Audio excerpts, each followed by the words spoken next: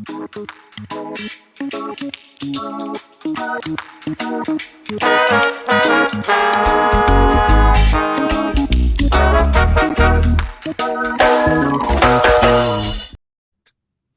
up, everybody? Welcome to another episode of Representing the Resin. My name's Jameson Wellborn, and today we're joined by my very good friend, Mikey of MTS Farms. Mikey, thank you so much for taking the time, bro. Happy to be here. I have been chasing you for this interview since I've started doing these things, so I'm super excited about this one. We actually first connected on the Mission Hill Melts Discord, got to know each other over video chat in those chat rooms, and then got to connect more than once. And I'm proud to call you a friend, but one thing that stands out is how incredibly clean and tasty all your resin has been consistently. So I want to dive into that, but before we do, as always with the show, I want to learn more about you and your journey. So where did you grow up, and what was your childhood like? I grew up in Pennsylvania in the Northeast.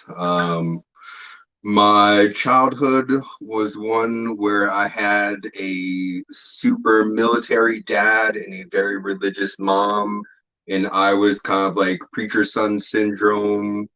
My dad took a lot of his anger out on me. I didn't really understand that. It put a lot of anger in myself. And I just kind of displayed that and rebelling against authority in society. And did that start later in life, or did that start at a really young age? So that started at a really young age. In fact, one day in first grade, I just skipped school and told my parents I wasn't going to school anymore, that school was bullshit and that I didn't need school to get through life and this and that. So I mean, yeah, like first grade, I was a nightmare. And what was in those early years, what were you drawn to? Like, where did you want to go, or what did you want to be doing? So, my dad grew up poor and made something of himself, ran his own business, worked for himself. And I really like the idea of that. That's something that I definitely wanted to do. So I always pictured myself working for myself. I just wasn't sure what I wanted to do. There wasn't like a definitive thing. I like cars some. So being a bit of a truant and having issues, rebelling at school, like when did you first become aware of cannabis? Was there a moment in time that you can remember back to? Yeah, so I grew up in one of the small towns in America that was hit really, really hard by, the heroin epidemic. And so at a very young age, I was introduced to not just cannabis, but terrible hard drugs. My sister hung out with ruffians. She was 2 years older than myself.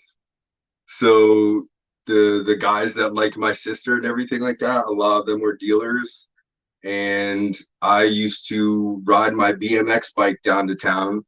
My dad worked a lot and I was always grounded. And I realized that even though it was a far ride, they couldn't do shit about me leaving other than ground me more, get me in more trouble, which I was always in trouble anyway. So it's like, fuck it.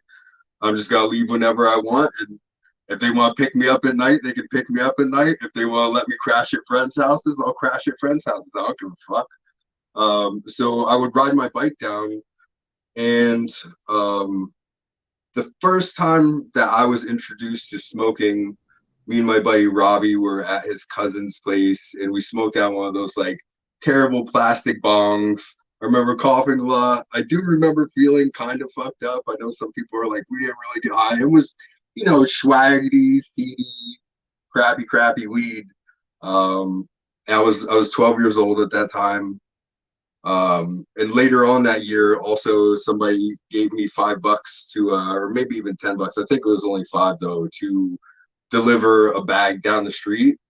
And so the same year I was introduced to smoking, I was introduced to the commerce part of it. And that short bike ride seemed like an awesome way to make $5. Yeah, I mean, as a kid, that must have been like, this just made all the sense in the world that I wanted to participate in this. Yeah. When you started using cannabis, were you immediately drawn to it, or did that come later in life? Like, how did that play out in those young years? Um, when I first started using it, it wasn't very good. That was like the thing in our town, and that gave me a bit of a leg up when I did enter the marketplace more. So that was really easy to get good bad drugs, but it wasn't easy to get good weed. It was just cheap brick pack CD stuff. Very little did you find kind bud or whatever you wanted to call the beautiful smelly nugs that didn't have any seeds in them at that time. And yeah. What were So I would say I smoked intermittently until I was 14. And by the time I was 14, it was something that was calling to me that I found had a good effect on who I was as a person and the decisions that I made. It was something that I found comfort, and I found comfort and safety in almost from the effects of it. So around that same age, of 12, which is pretty intense, you met an individual that you refer to as dad in your life. How So did that? that actually would have been closer to 14. Okay, so Mhm. around 14, you meet this individual named Dad. What um, can you talk a little bit about this character and how that connection came to be? Sure. So my sister really liked this one boy who, the dude was just like this jack dude. Um, Nice guy, didn't live super far from us. Very, very interesting character. So him and I got along because we thought differently, right? We also clashed, but we got along. And he was very interested in the commerce part of what I was doing because what I did was, I helped other people until my 14th birthday, and then I used my 14th birthday money to do my own thing. Um, and he had somebody that he went through that was his buddy. So these guys were like 2 years older. They could drive, so they had much more ability to do whatever they wanted. And he took me to meet this guy, and me and this guy clicked. And previously, it was you're learning from criminals is basically the best, nicest way I can put that. And I mean that with as a term of endearment, not as a negative, right? So, but there's street wisdom, and people are telling you what to do and what not to do and everything like that. And then there's the strict cannabis game, which has its own sets of rules, and they're a bit different. Um, and this guy was really strict on the rules, and he was very careful. If I did work with him at all, I had to follow his rules.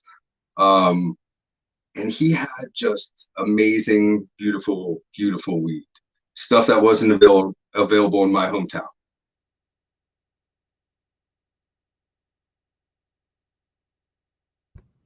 And so, where'd the relationship go from there? What? So you meet So this character. How did the relationship continue to grow? so we continued hanging out and doing doing what happens within that world. And at one point, this guy, my family has a retail business, and there was a salesman working for my family's retail business. And I had turned 16. I was installing a car stereo, and this dude was really big into car stereos. Now he's much older than I was. Um, and he offered to help. So I go over to his place, and he helps me install this car stereo. And I see the end of a smoked blunt in his ashtray. Now it was an actual blunt, not a re-rolled blunt, right? So me a little dry mouth.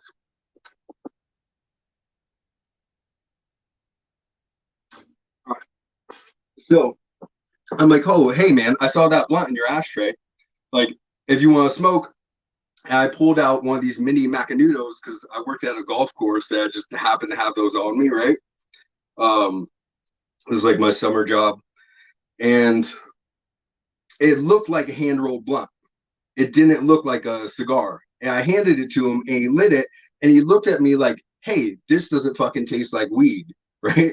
I'm like, oh, hey, like, I have bud if you want to smoke. Like, that's just a fucking cigar or whatever. Like, so this guy didn't quite know what to make of me because he worked for my family. So it took him a little bit to trust me, but eventually I found out like this dude knew all of the big like older players and everything like that. The main crew that he worked with, dad worked with some and everything. So that guy also kind of took me under his wing. Um, and that just evolved because I got to see what was going on, how these larger crews did commerce with each other, And and this was kind of all, how that game was played. and this was also at 14.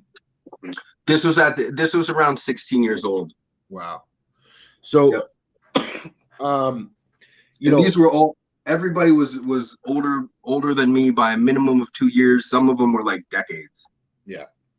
And during this time, are you going to school? How are you maintaining presence there? Like, how's school working for you? So when I stayed home from first grade that day, my parents told me that I had to go to school or else they would get in trouble too.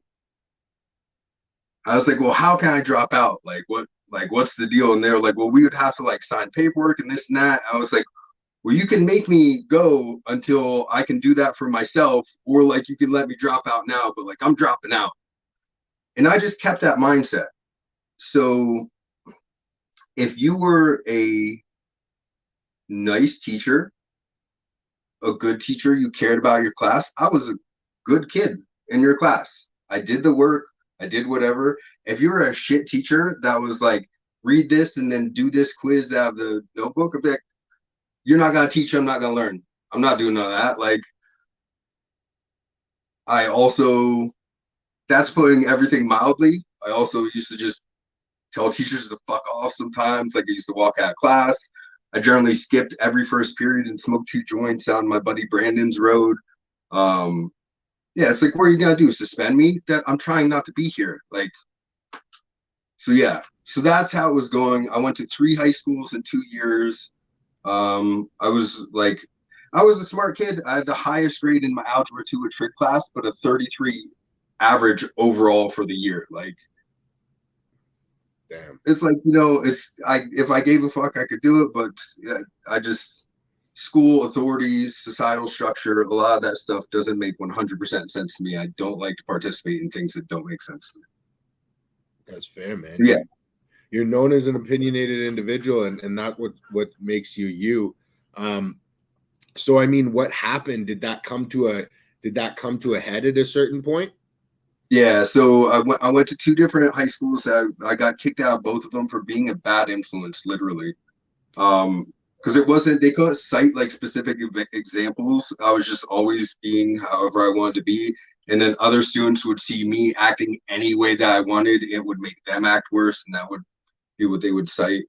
And then the third school was just like, hey, we don't really want them here. And at that point, I was like, I'm dropping out. Like, you guys can help me by signing the paperwork. So my parents finally let me drop out at 16. I briefly moved out to Salt Lake City for a little bit. We stayed with my buddy's brother, homeless briefly, got an apartment, moved back to get some of my stuff, and our landlord got arrested. So I ended up staying in PA again for a while. And what, you're out in Salt Lake City. You made an attempt at work out there, came back home to PA. What happened next? So when I came back home, I was I did a little bit of the Hunter S. Thompson, he who makes a beast of himself gets rid of the pain of being a man. I didn't exactly like my family life. I had like weight gain issues and hormonal issues that I couldn't quite figure out. I was unhappy as a person. I just did a lot of substances and I funded myself. I was homeless off and on, sleeping out of my truck. Like, not homeless, like I had a truck to sleep in, but yeah. And then when I was 18, I had been to rehab twice and wanted to straighten up a little bit. So I went out by Pittsburgh and went to a custom kind of antique car school type thing. Um, Now, that was before the car school, when you were 18, you helped dad through a very tough time. Can you so talk? that was actually while I was out there. Okay. So they would come out and visit me. Yep. So yeah, so something bad happened back on the East Coast. This is something that I don't go into great detail about.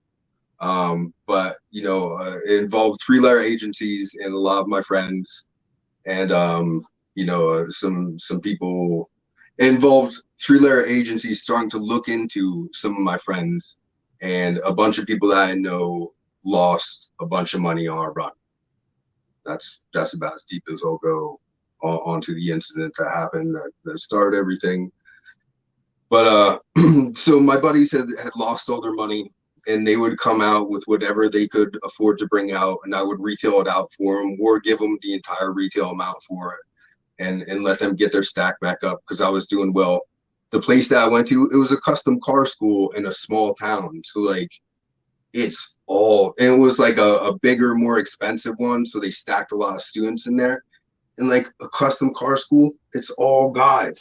You know what I mean? There's like 3 chicks in it that look like dudes. So at night, like there's only so much of what you're gonna do other than just getting fucked up. So like it was the perfect town to just, dude, I would fill my bag every night. I had like these little towny dudes that I rode BMX with that would help like throw everything into G's and slices for me. And then I would just go up and down the different school buildings. Like at night, I'd ride my bike around and stuff. And like it was insane how fast. Like all that you had to do was have better than what else was around. Which I'd been doing that my whole life, so it wasn't hard to do. Yeah. But yeah, so I helped get those guys back on their feet. Took them a little bit, but. And then eventually you end up getting connected through that group with another individual. Yeah. So I moved back from Pittsburgh area after completing school. My family was supposed to help me start the family business and everything. I spent 3 months laying out a business plan, providing all the stuff that I needed, understanding how much it would cost to operate for 6 months without income and this and that. And my family was supposed to help me with that. And when I got back and I had done a bunch of crazy stuff in my dad's car in order for that to happen. And that came out great, and they just kind of screwed me over. So at that point, I just, I fell back into what I could rely upon to build a business myself, and start buying my own tools and everything. But so I was working with dad again some, and dad lost his ability to do what he was doing for a little bit. And at that point, there was some money exchange from somebody else. We'll call him my homie from the region. And dad was paid as well as I was paid in order to go help this person move from a more chemical-based thing that they were doing to start up a canna thing, because they had an excellent connect, but that just wasn't their forte. They didn't smoke. They had run a different business, which requires different rules. And I went and worked with that crew for a bunch of years. First 2 years went really well. And so you help that crew get built up, and what happens next? I mean, all good things, like they say. Yeah. So at that point, I'm so thankful that I had really good mentors, and I think that that's something that's extremely missing from everybody right now. because a lot of these people are doing just basically unlicensed selling in legal states or something similar to that, and the stakes are so much lower. There's everybody and their brother is a broker, a dealer, a trapper, whatever you want to call it, you know. And people are being mentored. They're seeing other people do flashy things on Instagram, and they're not following rules and everything like that. So I was brought up really, really strict by these older guys. You had to behave in these very certain ways. Like I was the guy that had like the throwaway phones. I had three of them. I had the one to talk to my guys on. I had the one for my guys to talk to me on. I had the one for like the people I trust, the one for people that were a little bit that I didn't. That one got tossed all the time. Um, and and aside from that, always doing good business. Like these are people that you have a relationship with, so you have to think about that. I'm thankful I was super overweight growing up, so I didn't have all like the girl things back and forth, because a bunch of them had fucked each other's girlfriends and like had beef over that, or had done bad business with each other and had beef over that. So the first thing that kind of happened was the crew that I was working with. One guy that had taken over, one guy tried to get greedy, and he tried to take everybody's customers, and he didn't understand pricing structure, and he just fucked everything up, and he ended up selling less than he was originally, and then going back towards the chemical side of things. Greed is not good in the game. It is not good. And the other guy, he was not as greedy, and he started doing really well for himself. But he also didn't have any sort of a criminal background in any way, shape, or form. So some of the things that we're always taught, like, don't bring your girlfriend around while you're doing illegal things, is a big thing. And he had really had girlfriends before and everything, and he started dating this chick, and she wanted to be around to see all the things that he was doing. And eventually the crew just wasn't following enough rules, and a few of them started getting pulled in, and that girl was one of them to get pulled in, and she fucking told on everybody. Luckily I still followed the rules when she was there and stuff like that, and made sure I was very careful so I didn't have any issues there. And I always did really, really good business with those people. But so yeah, when you need to take breaks, you need to take breaks. So that started happening. So I was even homeless for a while after that, because it's just like my money ran out.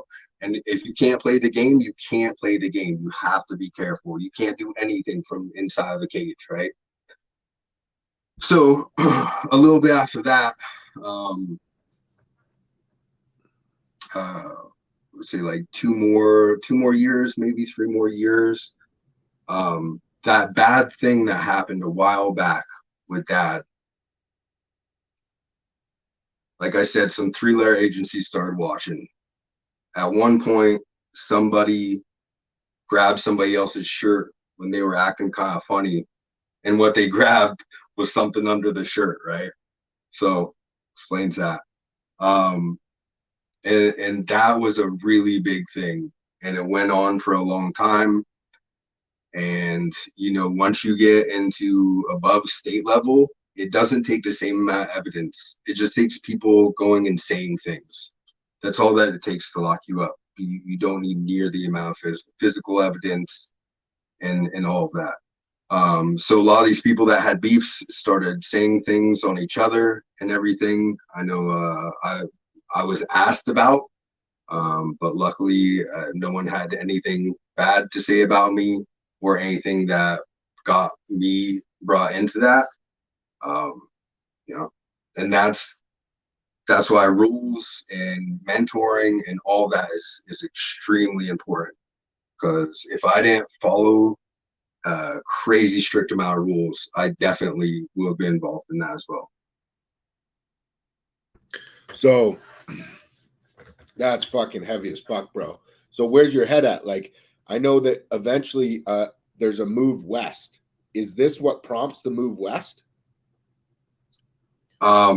So the move west was prompted by the original crew not working well. And then like, you know, the old crew was still working, but there was also some weirdness here and there. And previously, I never saw output out of anything other than specialized indoor grows that were ran by crews in Philly, that were professionals. So they came in with tables, trays, setup, everything, gave you your schedule. You just had to provide the light, the space, or I mean, the space and the power, and someplace to be able to vent to. So they produced the most amazing, amazing stuff. There's a lot of like Jack Hare, there was AK-47. There was Super Silver Haze. There was a different Super Silver. But yeah, that stuff. The AK was the loudest weed I've ever had in any state, period, including when I lived in Cali in the Bay Area for a while. And that was grown indoor in Philly. But aside from that, everything was super midsy. All the out and like my buddies were, you know, they were good like vegetable and plant growers and stuff like that. It's just like, you know, it was guerrilla growing. Like they would have to crawl through bushes and do all this shit just to get out to a couple plants that came out the midsy looking stuff in jars when they were done with it. It's like that never interested me.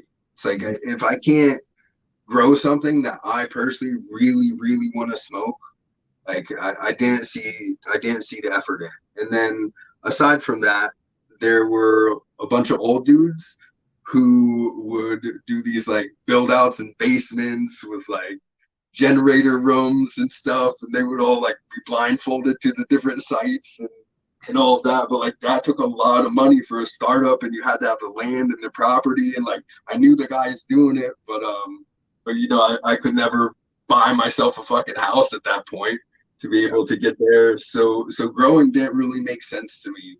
But I really wanted to learn how to grow. So this guy that I used to smoke and hang out with a ton, he was in a Sublime cover band out there in Pittsburgh. He moved out to the Bay Area and he was growing and said that like he was growing with these people that like knew all this stuff and like he knew what he was doing so well and like it was gonna be amazing and he just needed somebody he could trust to live with. And like, you know, I was always who I was. Like if you're talking about pot, you can fucking trust me, right? So he wanted me to move out there and everything. I ended up moving out there. And that was just because I wanted to learn how to grow in a place where it was lower risk. So that way I could come back to a place where it wasn't. And so what was when you got out there, what was your immediate impression? Like, did California live up to your expectation or was it not? so he picks me up from the airport and we don't even go to, so we're living up in Santa Rosa, right? He gets us a house. We don't even go there. We pick up a garbage bag full of trim in San Rafael, and then we go to fucking Home Depot and we go and get like PVC and fucking a case of butane, and we just go and open blast in a backyard. Like that's my first day in Cali. And we stop and like pull some oranges out of a tree. Like so parts of it lived up to it. The weather was absolutely amazing. The pot was really strong. There was so much of this like $10 and $20 a gram from like organic can up in Santa Rosa, and then the other clubs that we'd go to. That was just the easiest one for me to go to. But just this really like malleable, gooey bubble hash, and like just straight up hash. You know, if it was too gooey to smoke like by itself, you know, a little bit over top of weed, but that was my favorite high at that time. Was really, really good hash. And that was like the strongest, best hash that I'd had. You know, so the weed, the you were weed just putting that in bowl toppers? Like you were just putting that on top of your bowl? Yeah. I mean, so if I could like Jermichael? I like to find a bowl with a really, really small hole at the bottom so that way it didn't pull through. But yeah. Preferably, I'd smoke it just by itself. Oh, like on the Jermichael tech. What's Jermichael tech?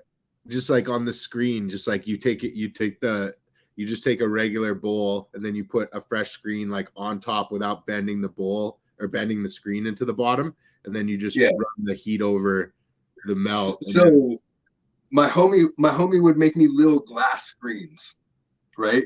Because I was always one of those dudes that was like, fuck metal. Like that's at one point in my journey, the old head that was worked for my dad, right? He introduced me to somebody that was like basically family to him. He was a glass blower. Um, and I sold glass for a long time. I would carry cases of that dude's pipes around me when I was going around selling weed. And to the point in that town out by Pittsburgh, if I go out there right now, they don't know me as Mikey, whatever you would actually know me as, right? They know me as Mikey Glass. that's Yeah, wild. swear. Yep. That's too funny. So Mhm. was glass present for you? Like, were you into the glass scene at that point, or did that come later? I was, but like the glass scene wasn't this. You know what I mean? Like the glass scene wasn't that.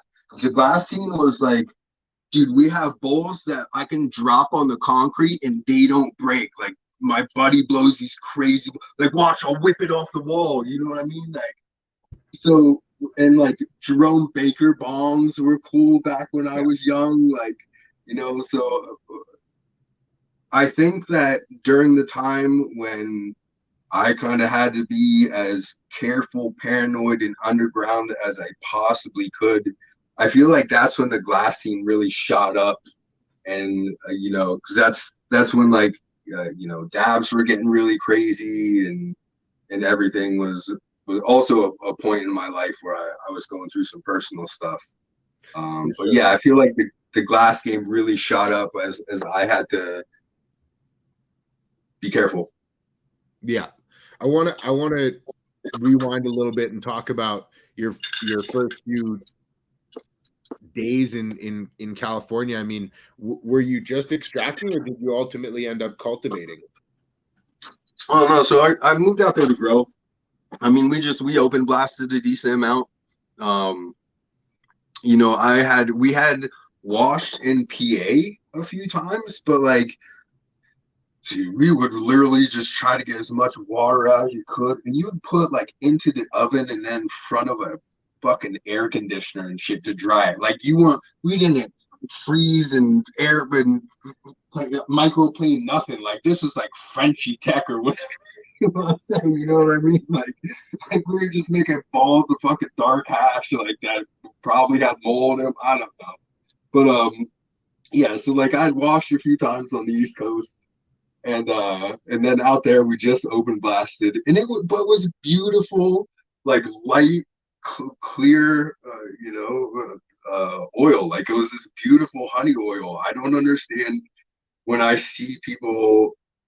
homemade see people's homemade oil. It's like this dark black. Ours never came out like that. And the first thing that we did was open blast fucking garbage bag of trim. Like I don't know, it was good. So were you primarily exposed to outdoor cultivation when you were there? Did you see some indoor as well? No, we only did indoor. So we turned the old laundry room into 1,000-watt flood and drain, grow dams on top of perlite. Fucking we were getting the nutrients from Pierre down at Funny Farm Hydroponics right off the highway. Um, and that guy was great. And like this was the knucklehead that I was living with, right? It, so we went down and talked to this dude, and like in on the East Coast, you're like, yeah, man, like I'm growing some tomatoes. Like, you can't talk about anything. Like you have to call a bong a water pipe, and you have to be like, oh yeah, I'm gonna smoke tobacco out of this. And like out there, like, no man, it's medical. Like you can say weed in the head shop. Like you know what I mean? Like you can tell the guy at the fucking grow store, like he's asking you what strains you're working with, and he knows a lot of them. Like it was insane to me, right? So this dude's telling us, he's like, all right, like this nutrient saying like use like 1,000 ppm at this stage and this and that. He's like, they're just telling you to use the maximum amount that you can, so that way they can sell more nutrients. He's like, I'd back it off to like 800, and this and that, and like just being super, super helpful, right? And these fucking guys that knew everything and were supposed to teach us all this shit, most of them didn't smoke pot. They were in some like straight edge punk rock fucking gang where they like went out to weird shows and stabbed each other. I don't know, not my jam, right? Like previously, this dude was in a Sublime cover band. Like I thought he was still fucking loving to what I got. Not like I'm gonna stab this meth head. Like so, fucking but yeah, so it was their first grow. They did such a terrible job. They couldn't teach us anything. So like this dude, Pierre was like, yeah, do this, do that. And the guy that I was growing with was like, so when I saw the specifically the one where he said that the nutrient said to use 1,000, and that we were supposed to mix it to 800, and my homie mixed it to 1,400. I was like, "Yo, what are you doing?" I was like, "He said that would grow better if we use less." He's like, "Well, like I just want to get this first round out real fast, so we're just gonna feed him more on this first round, and then we'll back it off for the next round." I'm like, yo, bro, that's not how it works. Like, it's like a fucking baby. Like, if you feed it twice as much as it's supposed to eat, it's not gonna turn to Hulk fucking Hogan. It's gonna turn to diabetes, bro. Like, you know? Yeah. So yeah, so this idiot just fucking kept on murdering the plants, right?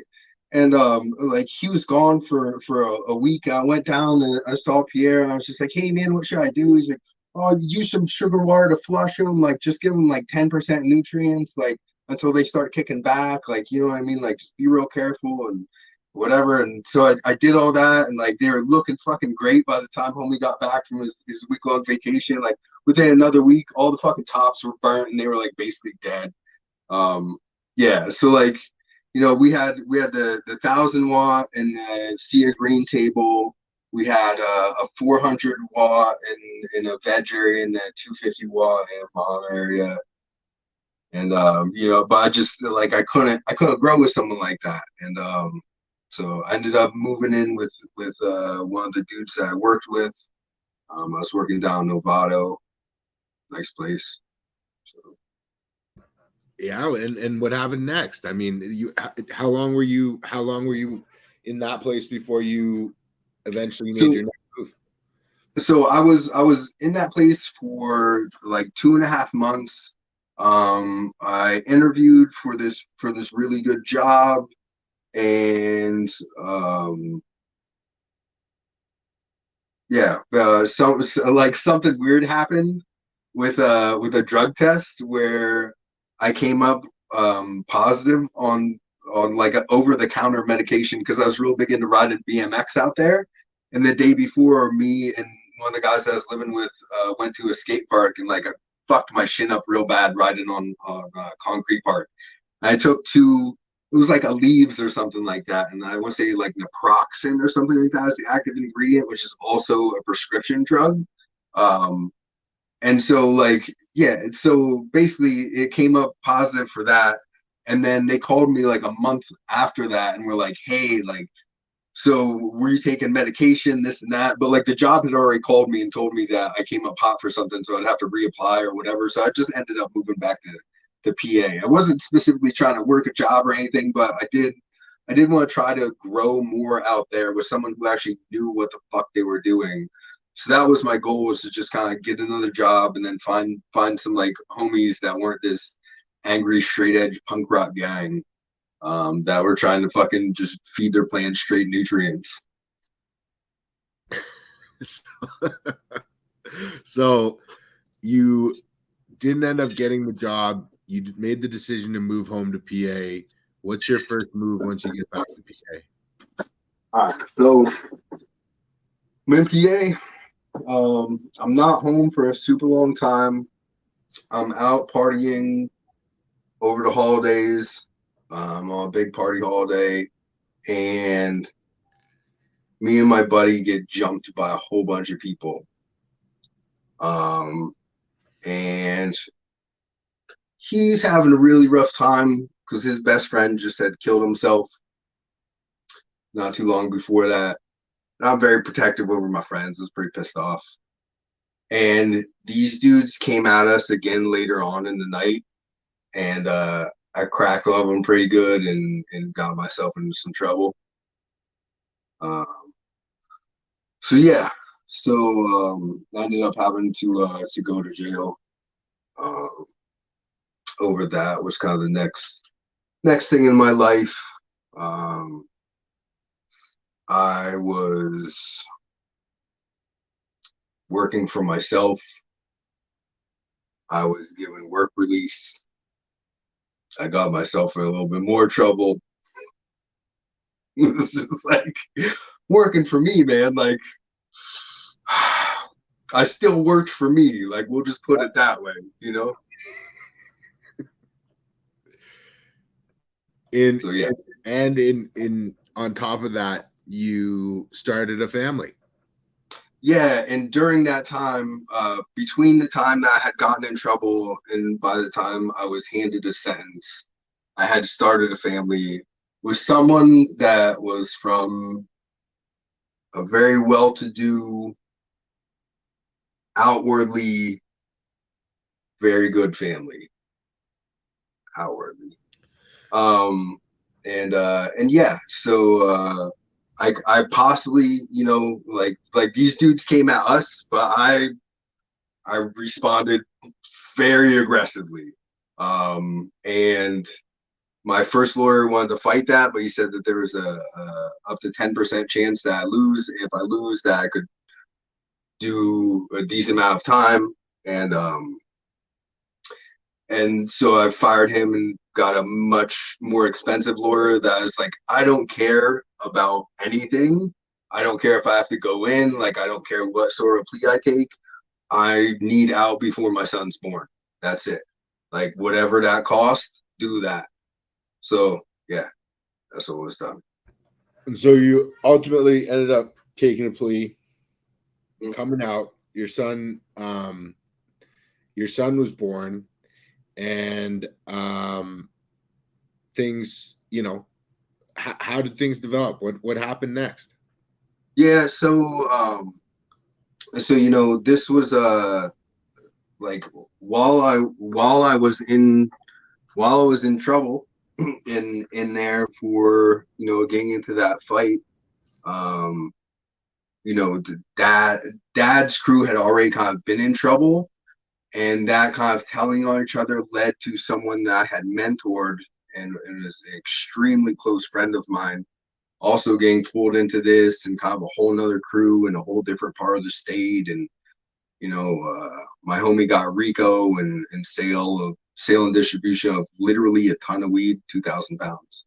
Um, so I was locked up when that was kind of going on, and another kind of saving grace for me, probably why they didn't feel the need to go after me, because I was already locked up. Um, and so that's a lot of friends that were caught up in the top level of trouble that you can get in within the canon world. So after that, like, I was already a paranoia, never killed the cat type person, mind all the P's and Q's, all. So on top of that, I had uh, my son's mother, who originally appeared to be this really, really good person.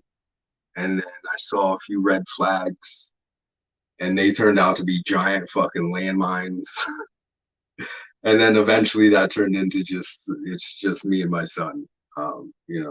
She was around for a year and a half or so, and then there was another year and a half off and on. But also being a single dad, having a lot of people looking at me as I was always thought to be the bad one, because I was always out. I'm not, we've talked about this, that there's some people that you meet and they're very different from how they are on screen and how they are in person and everything like that. Like, I can't give you a false Mikey, unfortunately. Sometimes it would be nice if I could tone myself the fuck down or tell myself to shut the fuck up and I'd actually listen to that. But like, I am who I am, and that just kind of goes out there. So, yeah. So you glossing over the ugly truth of it all, you eventually ended up having to take full custody of your son, and Right. at a very So young age.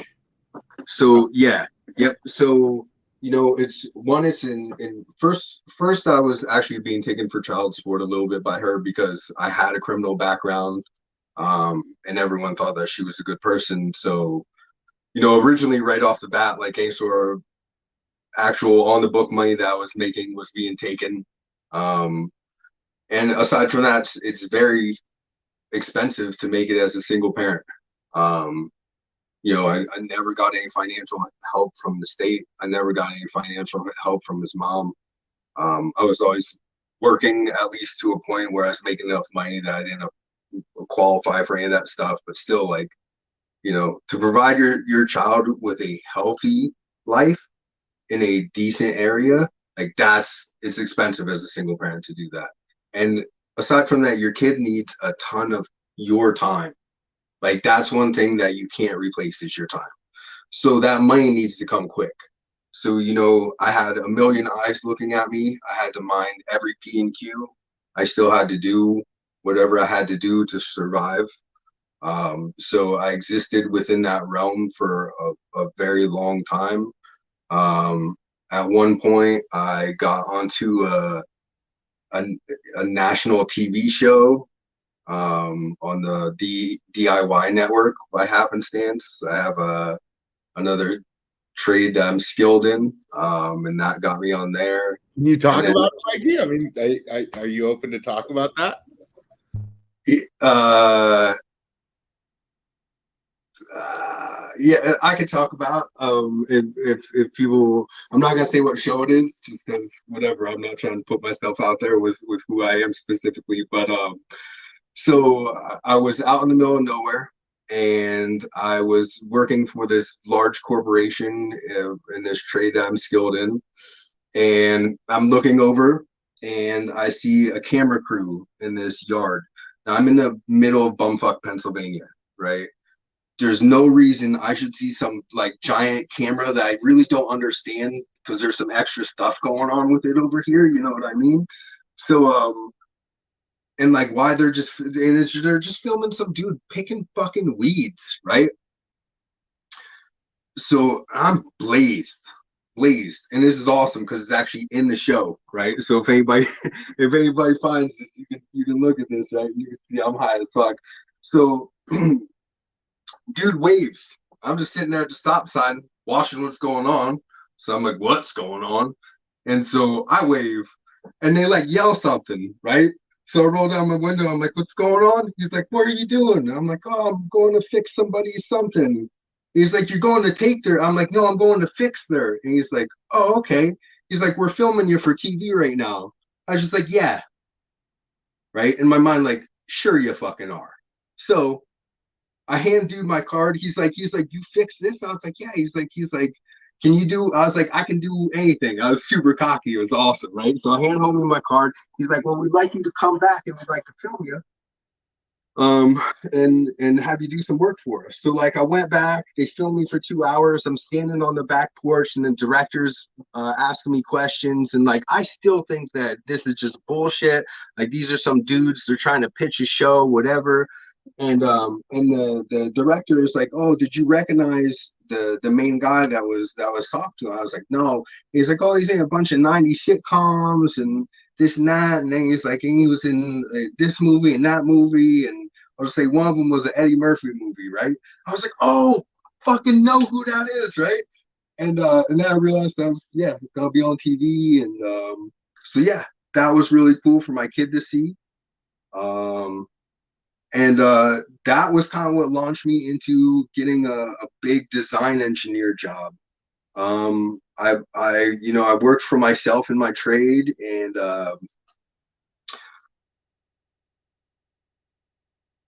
I took a temporary job after that show because that dude was really bad with money. You can also look that up, right?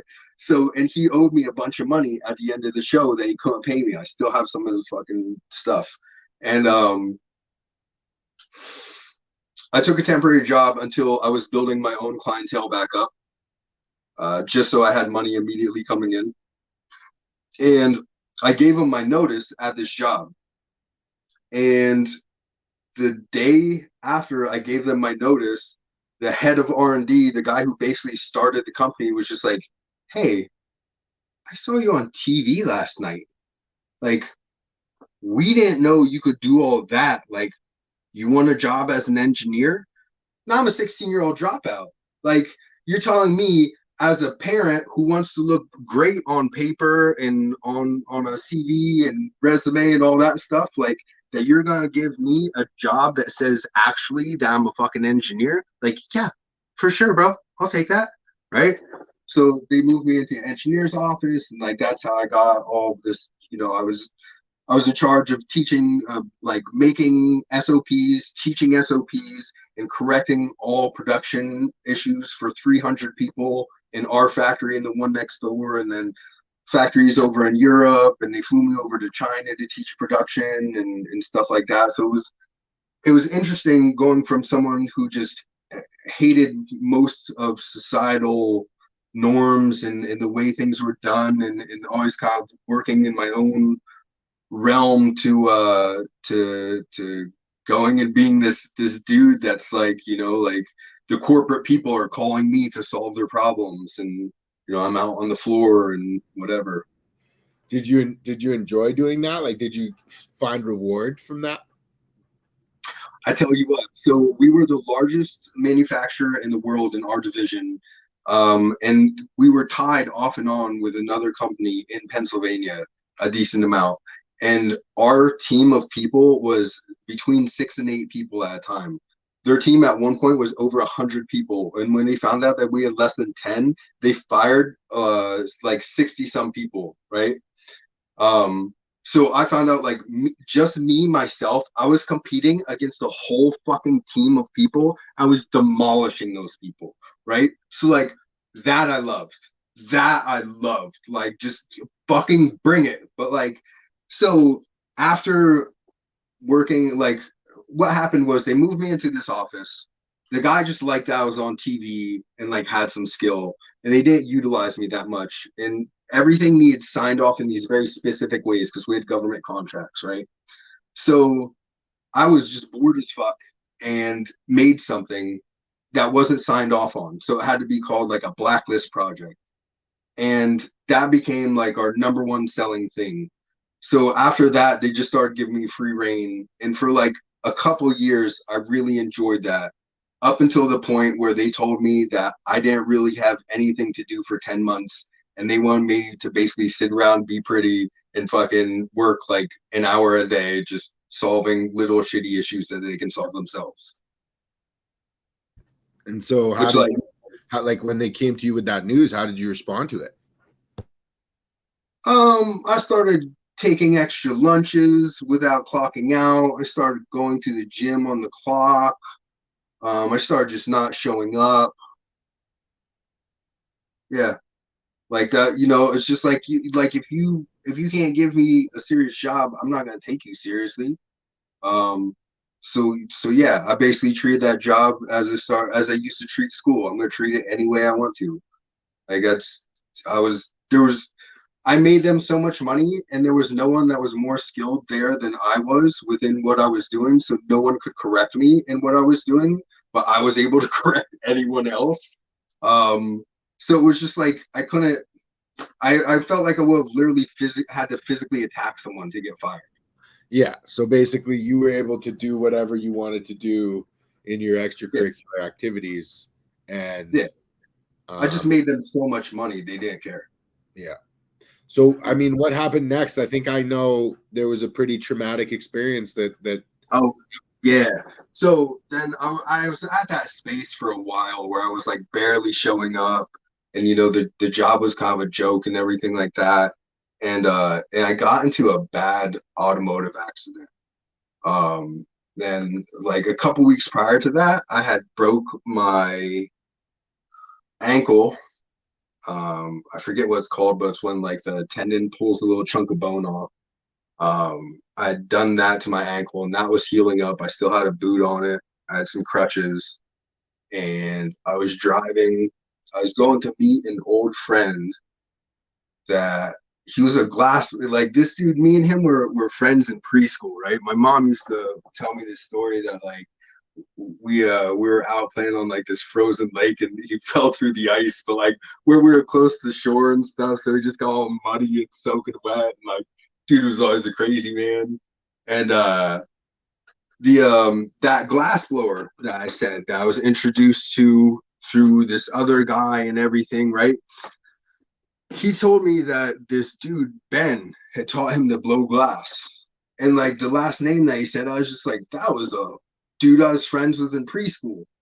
But this dude that blew glass was older than me by like 3 years, which when you're in your teens, like that's a fucking old head. You know what I mean? Like you could be like, if you're 15 and that dude can buy cigarettes, like you're an old head to that dude. You know what I mean?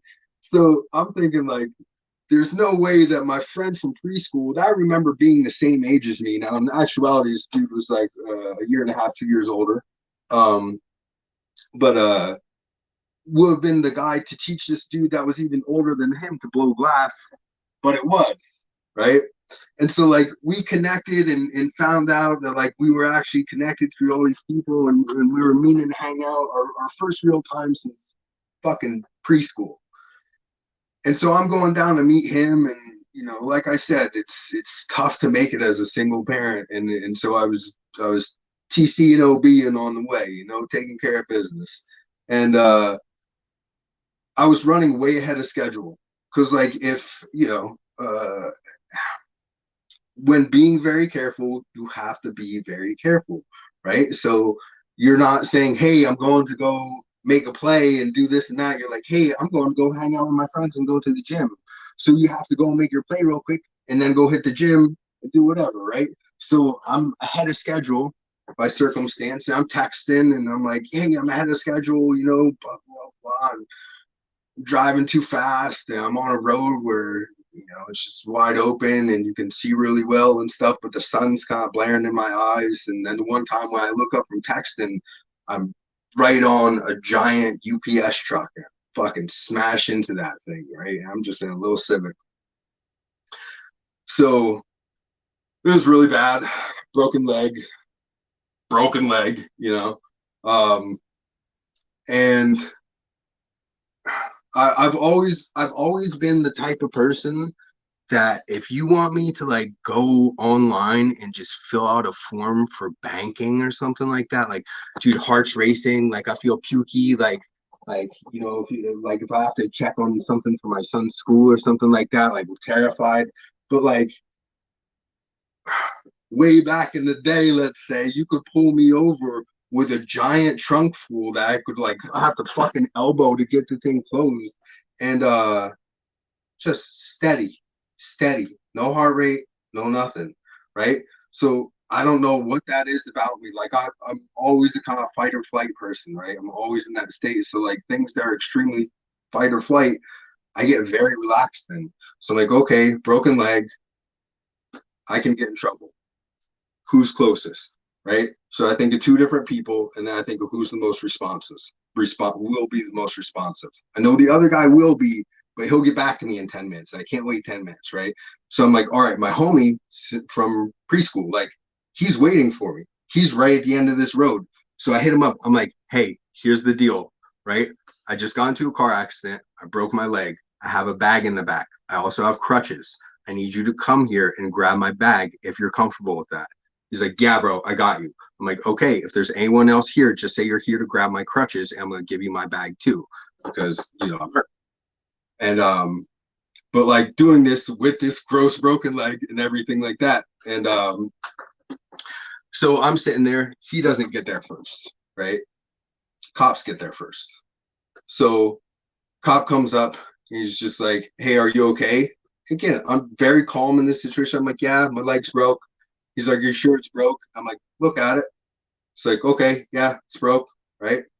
So he's like, all right, well, we have an ambulance on the way, just sit tight. Like I forget what the fuck else he said to me, right? But so I'm like, hey, I actually have a broken ankle too right now. I was like, and I have crutches already. I was like, I'm definitely gonna need them. I was like, do you mind if my buddy stops and get my crutches? I already called him because he's just right up the road, like we are gonna hang out. And he's gonna meet me at the hospital. Cop's like, yeah, sure, no problem, right? So I'm sitting there and like ambulance comes, fire truck comes, and like somebody that's real serious about their fucking job that they bought their own light at fucking Walmart to stick on top of their car to get to, is there like at the car. And I see my homie just gives a little wave, right? I'm like, oh shit, right? So I'm like, the guy that's there that's taking his job way too seriously. I'm like, hey, my friend's here. He's gonna grab my bag and my crutches to meet me over at the hospital. He's like, oh, I don't think he can do that. I don't think he can do that. I was like, yeah, he definitely can. I was like, I already cleared it with the cop. I was like, yo. And I waved over to the fucking cop, and the cop was like, yeah. I fucking waved him on. So my buddy, like an angel, just walked through that fucking crowd, grabbed that bag, right? Took off. And so, like, I didn't want to make him hold on to it and everything like that because I didn't want that to be uncomfortable for him. And so I wanted that to get handed off to whoever they needed to go to. And it was both like two people that, like, I love these people. You know what I mean? On like an emotional level, like, you're both people. It's not just business. Like, I like you people. You know what I mean? Like, I'm telling you, I trust you. I'm telling you, I trust you. Now I'm at the hospital, right?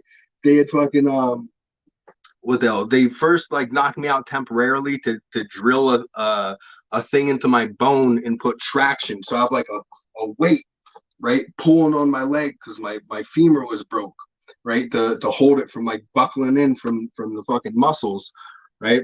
And they're saying that they gotta take me in for surgery, and my buddy's like 2 minutes away from meeting this fucking other guy, and like the one didn't want the other one's phone number because he's super sketched out because he had bad stuff happen to him, and he's fucking terrified, and you know what I mean. So like, dude, I'm like, no, like you can't knock me out yet. Like, nope, I need 2 minutes. I make the fucking hospital wait to take me into surgery until I can make sure everything is okay with them too. I'm like, all right, like finally when I get the text, like, okay, good to go. Fucking, I'm like, all right, yep, you can take me into surgery.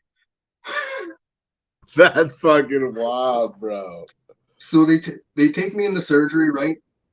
And again, like I'm working this corporate job, like I'm doing the best as I fucking possibly can as a parent. Like if anybody's ever met my kid, they understand the amount of effort that I've gone through. Like he's an amazing child. And with that, so and I'm being a responsible parent, and I'm handling all my responsibilities, and that includes the financial ones. And sometimes I have to do what I have to do to do that, right? So I get out of the hospital.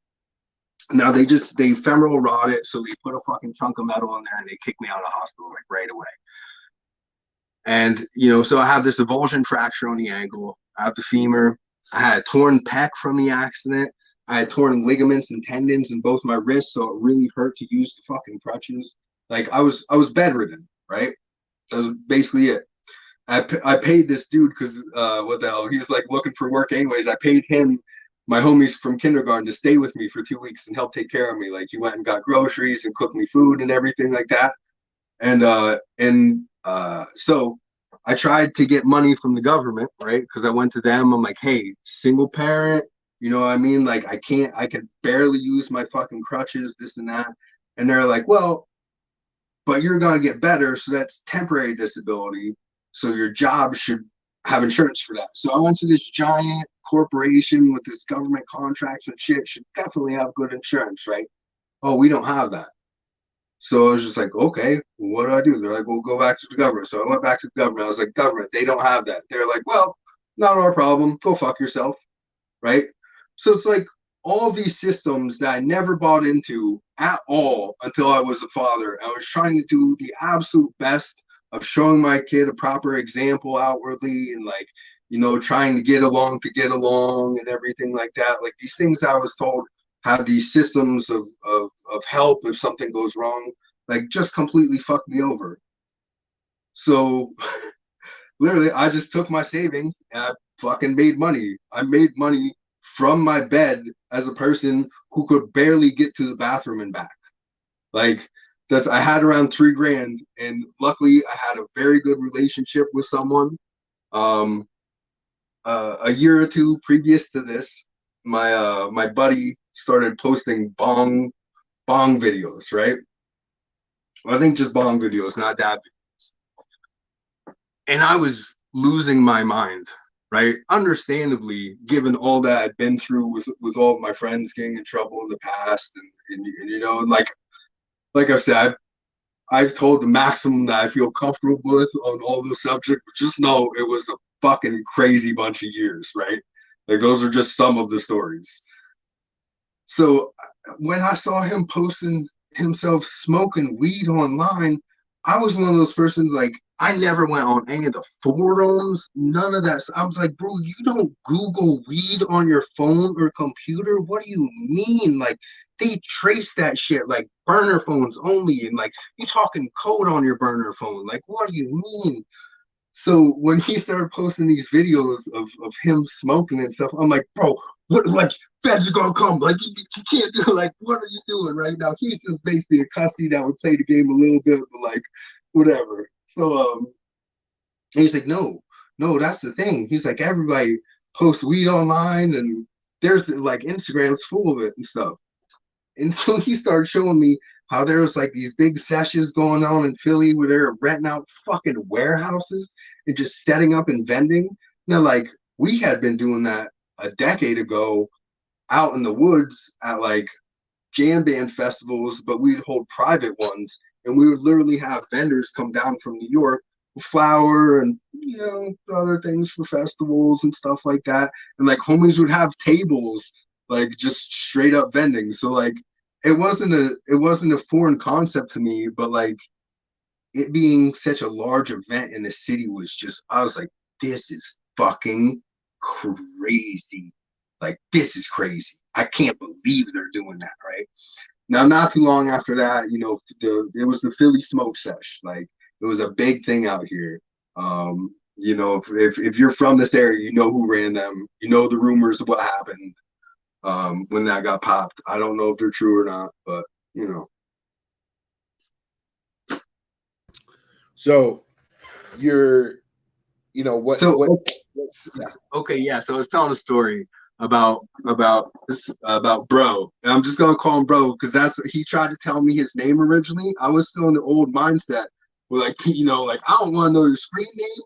I don't want to know your real name. Like I'm gonna give you a nickname and put that in my phone as that. So if I ever get questioned about you, I'm like, I just call him bro. I don't know. Is that his name? Could be. So so anyways, right? Um, they just had like the local game is there's always a couple plugs, right?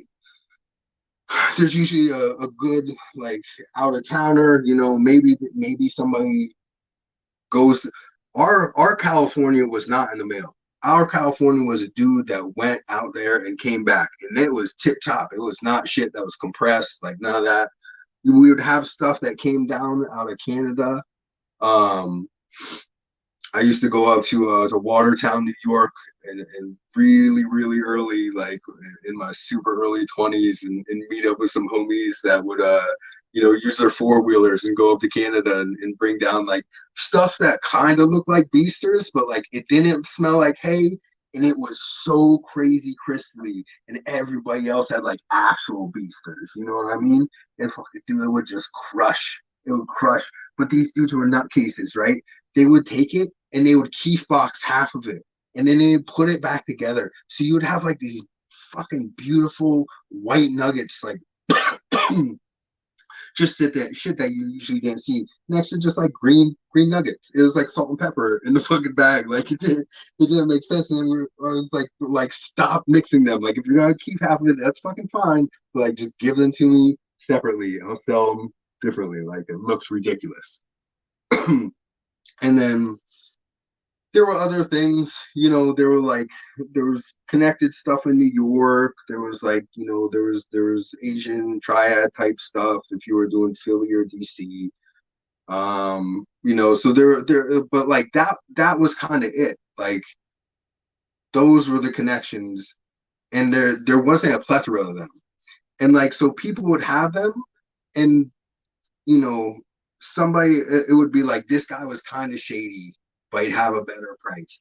Or this guy's price wasn't as good, but he wasn't shady. Or, this was the best, but the price was like, there would never be hard lines to make like clear good points on stuff.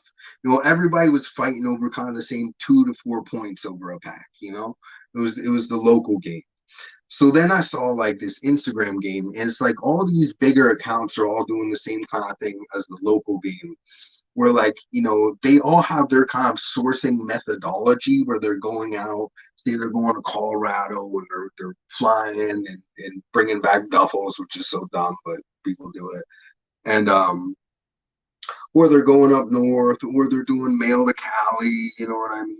Or they're western part of the state, so they're driving out to Michigan, which is a great fucking choice if you're out there. But so like, but again, they all seemed like they were kind of on the same level. So it was like, how do you get above that level? Was one of the things I was thinking about. But anyways, so I developed this nice relationship with one of those dudes, and he had a mom that didn't live too super far from me. So when I was laid up, that dude was coming up and seeing me in the fucking bed, like right to there. And that wasn't, he worked the city, like he was driving all the way up with his girl. I really appreciate that. Like I would have been homeless with my kid. I didn't know what else to do. My parents helped me for the first month, maybe two. And then after that, like I asked them, I was like, I don't know what to do. Like the government, the job, like nothing, and like I'm gonna be broke if I use all my money. Like I don't know what to do. And they basically told me good fucking luck. So it's like, all right, like every single thing that I'm supposed to rely on is telling me to go fuck myself. So it's like I have to do whatever I have to do to make sure me and my son are homeless, you know. So I got that 3, up to like I don't know 5 or 7 or whatever. It wasn't a very large number, and once well I got it up to a decent number, and then I spent a bunch of that on stem cells, right? To get myself better. And then after that, I was no longer on crutches and the cane and everything because my body wasn't healing. It was really fucked up. And then after that, I wanted to understand because I didn't want to ever be in the position again where if something goes catastrophically wrong in my life, I have to worry about being homeless, right? That's like as a single dad, never again am I gonna allow myself to be in that vulnerable position. So I wanted to understand this new game, and so I started going out to like trying to understand what these people are doing. I started going out to like conventions, NECAN, the one out in Denver. I forget what the hell that one's called, but like all the big cannabis conventions. Canacon, yes, all that stuff, right? And I made an Instagram account, and started networking on there and everything like that. And I became friends with my one homie. Shout out Josh, really cool dude. He was VP of one of the biggest dispensary chains in PA. And I met him out at one of these convention things, and I got to see kind of some underworking on the legal side of things, and that was very cool. He's just a super delightful, super nice guy. So brown bag farm goods and brown bag seeds. If anybody needs a seed bank, is now. But anyways, so when I realized that these conventions were that a bunch of the stuff that I'd previously been buying just for like personals, and me and my friends would split orders and everything like that to kind of save money and everything. That a bunch of those products that I was buying were not real products. They were not Cali import products. They were products that people were making themselves and selling as Cali import products because you saw these packaging things everywhere. And like at first I was just like, well, they're selling straight up like weed packaging. Like you can't just go buy that, right? Like that, like is the government fucking cool with that? So like I started asking them like, hey, like do I need like a EIN and like a special license or anything to buy from you guys? And they're like, no, you fucking idiot. Like, what do you want? Like, you know what I mean? So I was like, oh shit, like this is all fake product. Like these people, this is just they're making stuff, right? So one, I saw a lane there. I was just like, oh, because those products are taxed. So like there's a lane, right? Okay, so there's an increase, right? So I started doing that a little bit, but I still didn't understand. I was just like, it's this still isn't quite the lane, right? So I started going out to like the bonfire, right? And Turp Town and all these things. You know, I was going up north because I knew a dude who had moved up north. And he told me lots of stories. He was just untrustworthy himself. So so I started going up there and like I was seeing these crazy products and the margins made sense to buy them to bring them back, but it didn't make sense like unless you like it made sense if you just want a slight edge up and it was a little bit better margin and it was like better product and you did have more availability, but still like it felt like they were just trying to cuss to you at those events.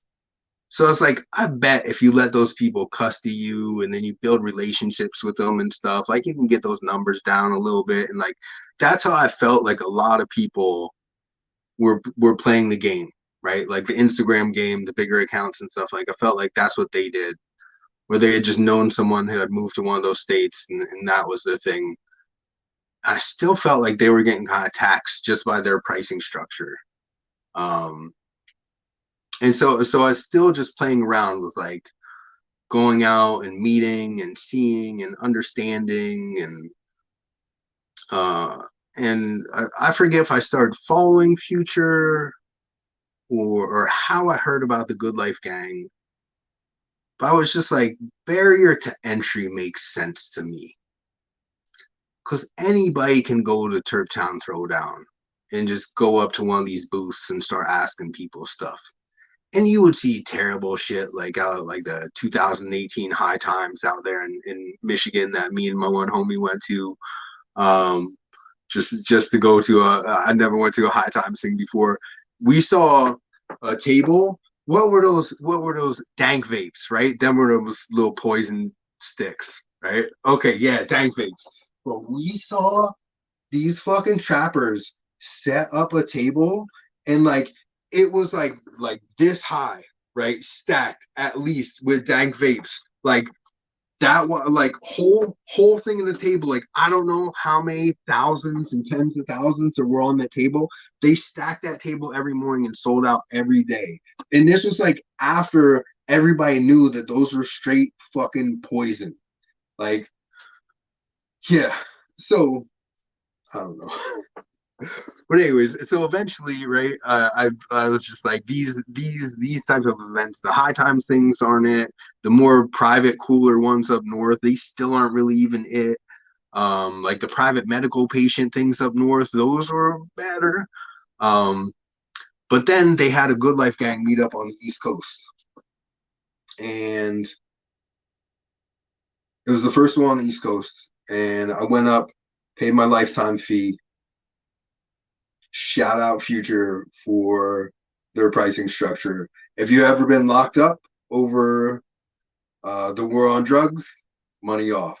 A couple other things too. I think very highly of that dude. But so joined the Good Life Gang, and I walked around, and basically I was just like, "Hey, what do you do?" If that sounded interesting, I was just like, "What side of the market do you mess with?" If that sounded interesting, we kept talking. Um, and then also like I wanted to learn more because I was starting to get more into dabbing. I really enjoyed live rosin at the time, but didn't know a ton about it. Um, and so I was on a quest, not just for making any sort of financial gain, but I also wanted to learn. Um, And at that, I got to meet Nicka T, who was at that. Went out to dinner with him, Future, and a few other people there that night.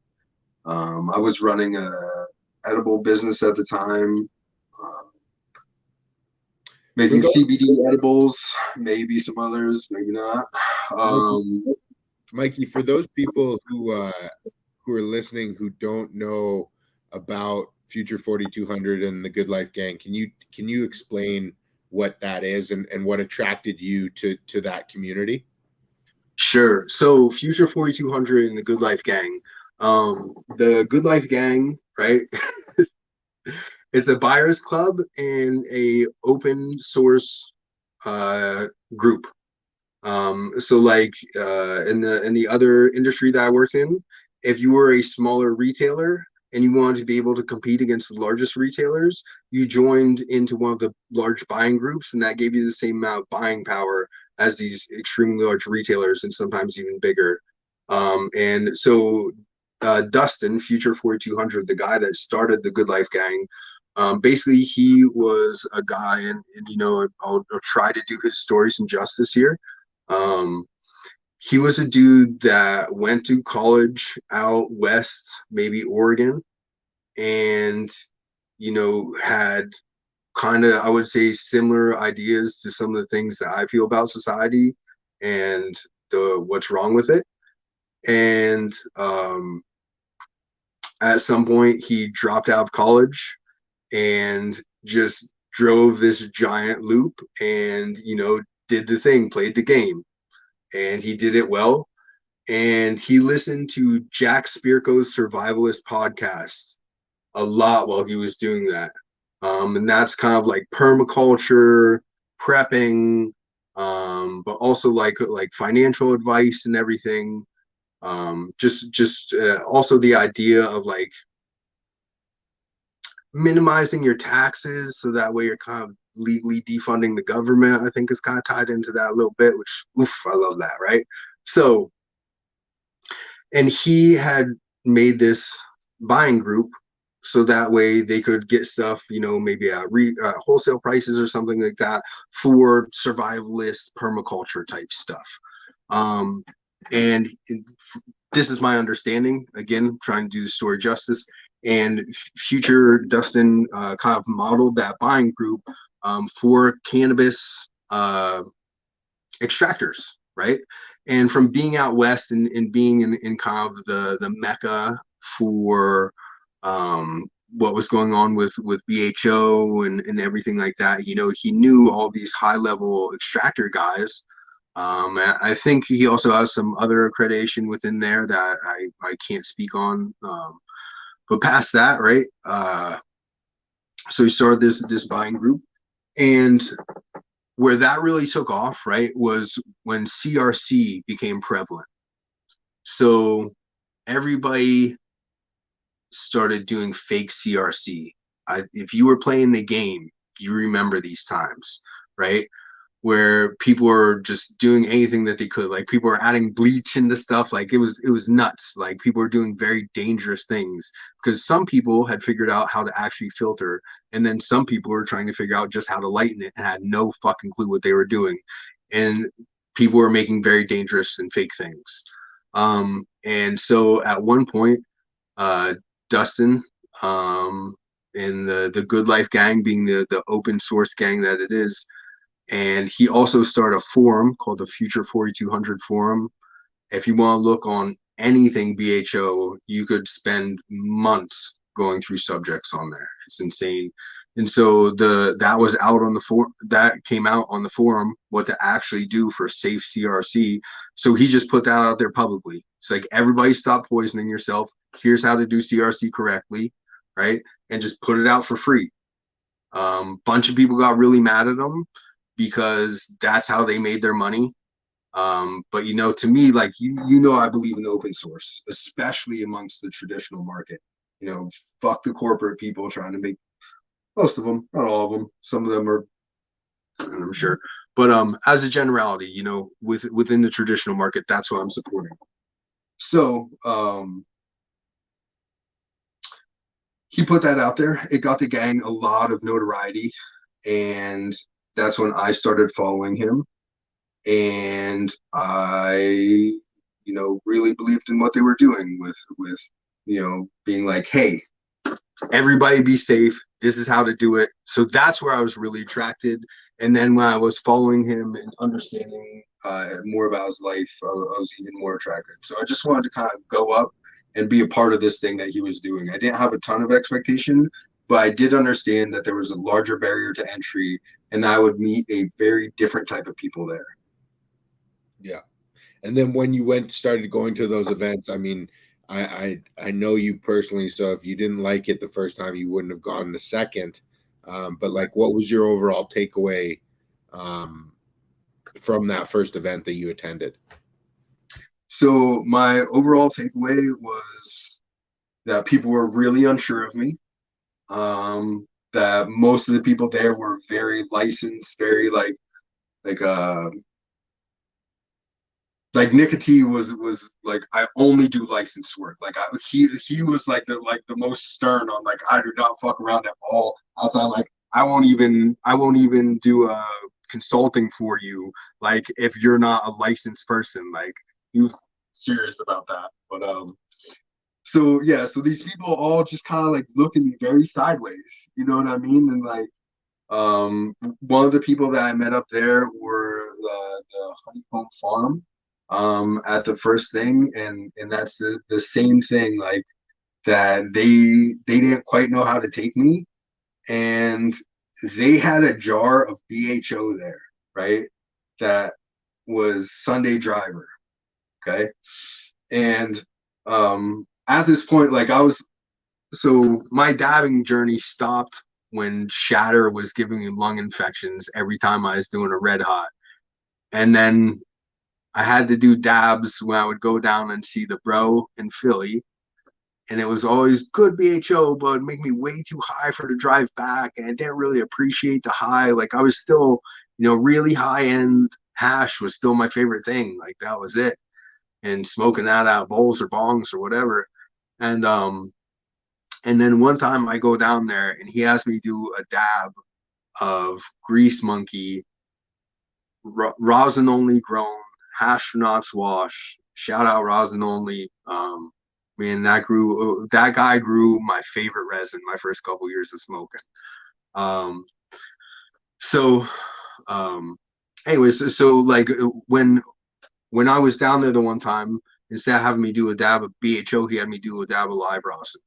I blew it out, and immediately it was a different effect. The taste on it was just, I was like, man, that's the best thing I've ever tasted by far, right? So I bought 10 grams that day, and I immediately quit smoking weed. I just stopped. Not at all. Not even a little bit, right? Just only live rosin. Like, when I got down to my last gram, I went down and fucking bought a shit brick again, right?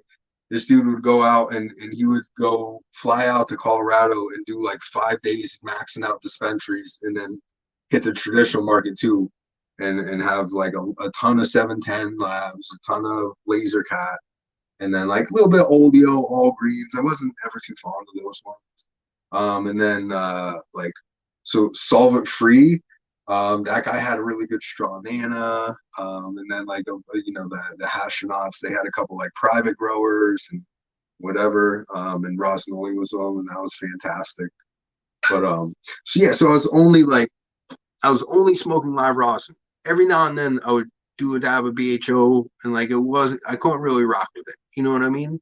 Um, and when I was up at this meeting, I tried a dab of the stuff from the honeycomb, and it was amazing, bro. Like, it was amazing. You know what I mean? Like, if I could have gotten some of that, I would have fucking gone back home and switched over to that for a while. Like, it was just so good. So, luckily I became friends with these people, and I get to see them a lot when I'm up in Maine. They would teach me stuff when I was up there, and eventually, me and the owner, we went out to Ken Wall's class together to learn solventless and stuff, and um, you know, but yeah, so it was very, very professional, and everyone was they're kind of like, it was the first one on the East Coast, so they were kind of unsure of each other because that's how we are on the East Coast. Like, you don't get the benefit of the doubt, you know what I mean? Like, we side eye you a little bit at first. So, so there was that kind of energy, but but it was cool because you could connect, to weed, you know. So yeah, I really like the professionalism there.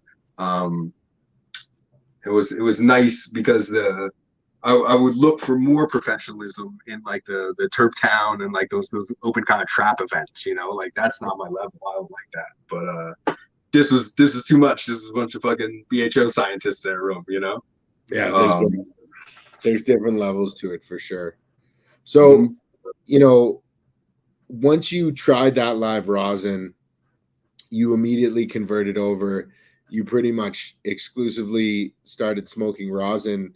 Um, was it then that you were driven to start creating it? Like, was it then that you discovered the soil grown video and how to make it, or how did that come about?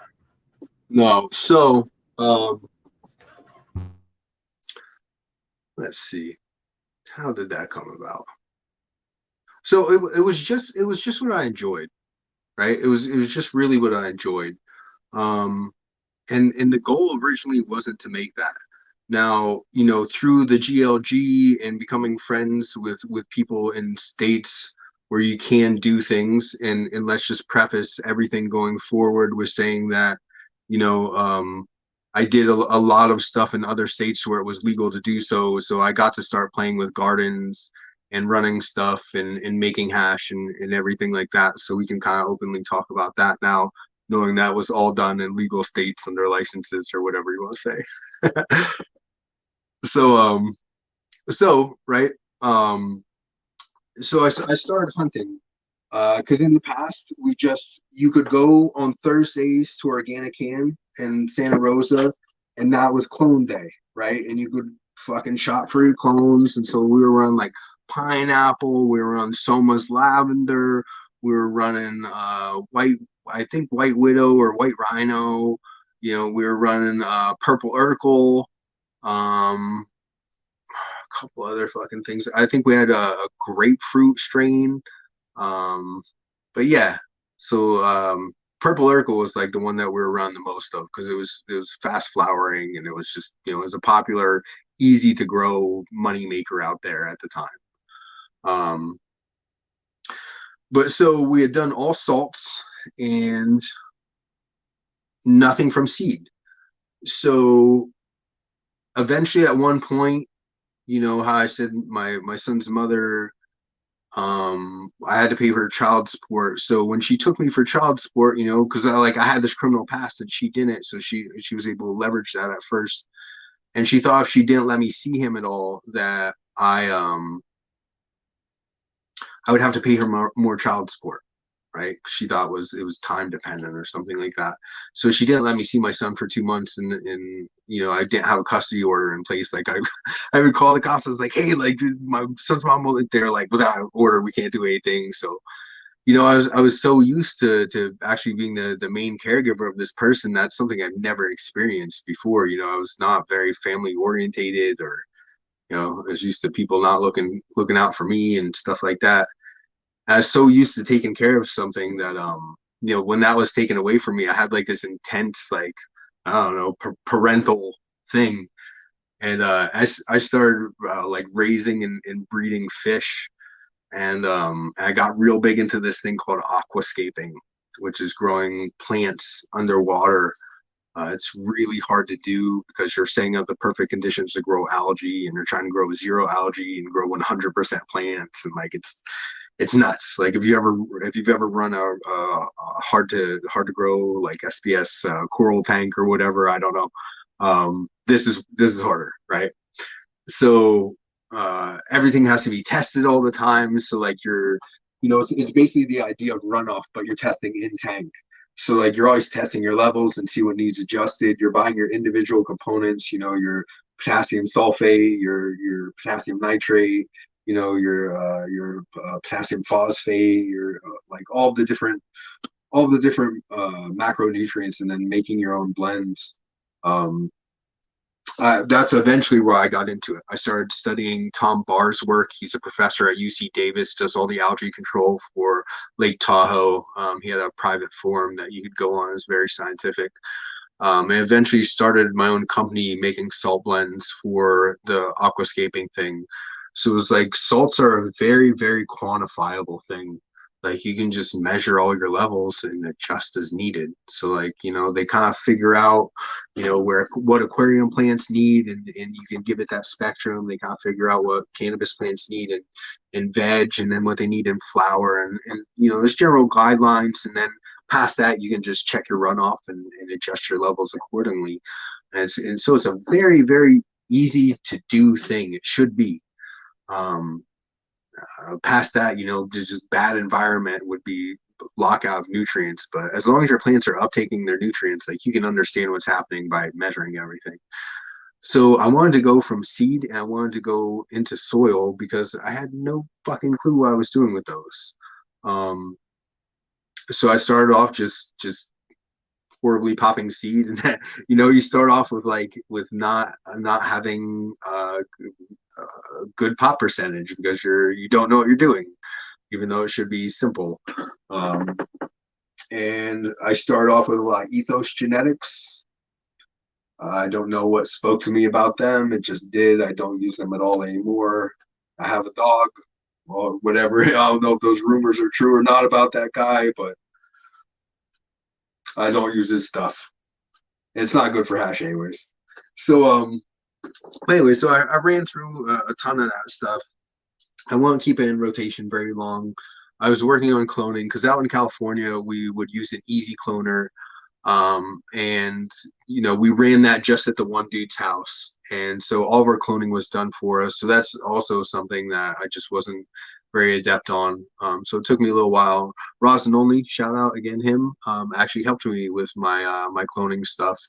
It wasn't, I didn't need much. It was just like I was thinking too much and doing too much, which sometimes we can do if we're an overthinker. And so I got that down, and I have friends. I have a lot of friends who make very good BHO, and some of them were willing to work with some of my material and everything like that. And so I started messing around in the BHO realm with my own stuff. And because I'm not a person, I'm picky, right? I'm very opinionated, and my opinions aren't something that I push or force or anything like that. It's just who I am as a person. It's probably something that I would lighten up if I could.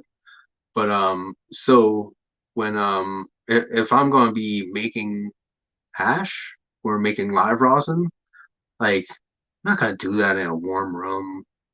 I'm not gonna do that without a freeze dryer. Like I'm not gonna, because I'm just like, man, we did that shit back in the day. Like I made brown hash. Like I don't want that. Like how are these people doing this stuff now? Because that's not what we made. It doesn't look anything like what we made.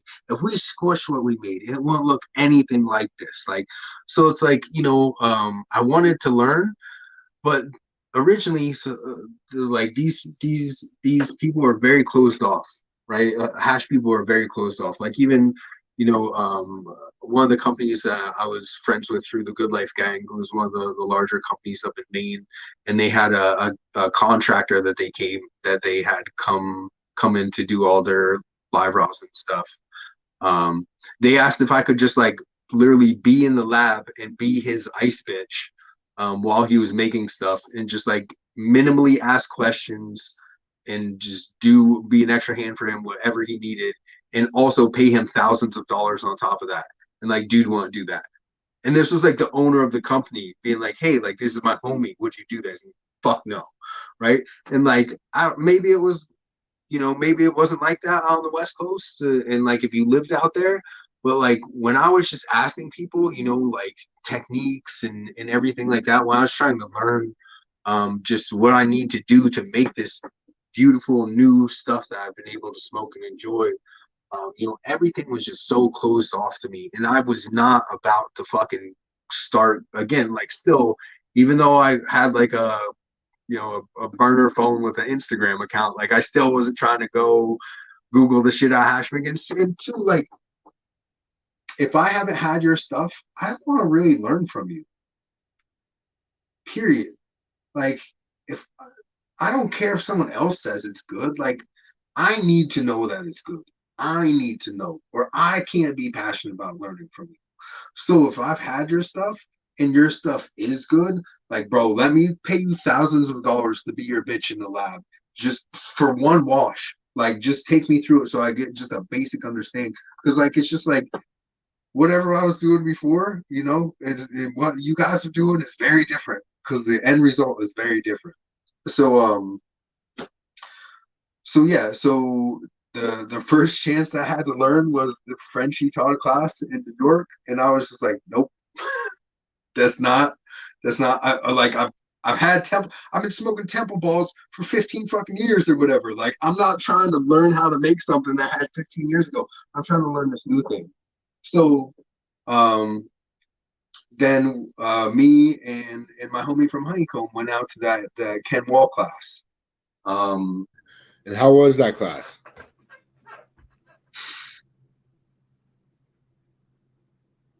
It was shitty.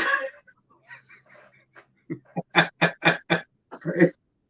So here's the deal. Like, I hit up the homie ahead of time, Ken Wall. I was just like, hey, like, because they said that they're washing the Osprey. I was like, well, you still got hand wash, right? Because, bro, we used to use old shitty washing machines, like with the stuff still in them and everything, like with the water recirculating. Sometimes we pull it off with gravity drain and stuff, but like that's all that we use for old metal washing machines. Like, we never fucking stirred it by hand. Like, so I just never seen anyone physically hand wash. Like, I just wanted to see someone hand wash. Just, can I please see this, right?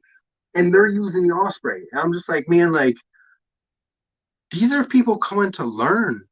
Like, this is when the Osprey was like the Icon was out too, but those were the only ones, right? And it was like just brand new onto the market, like just fucking launching it. I was like, this isn't applicable to. I bet you like 1 to 2 people are gonna buy this fucking machine out of this class, right? Like, everybody else, and so that's what it was. It was an Osprey demo. Like, it was bullshit. I picked up 2 small things from that class.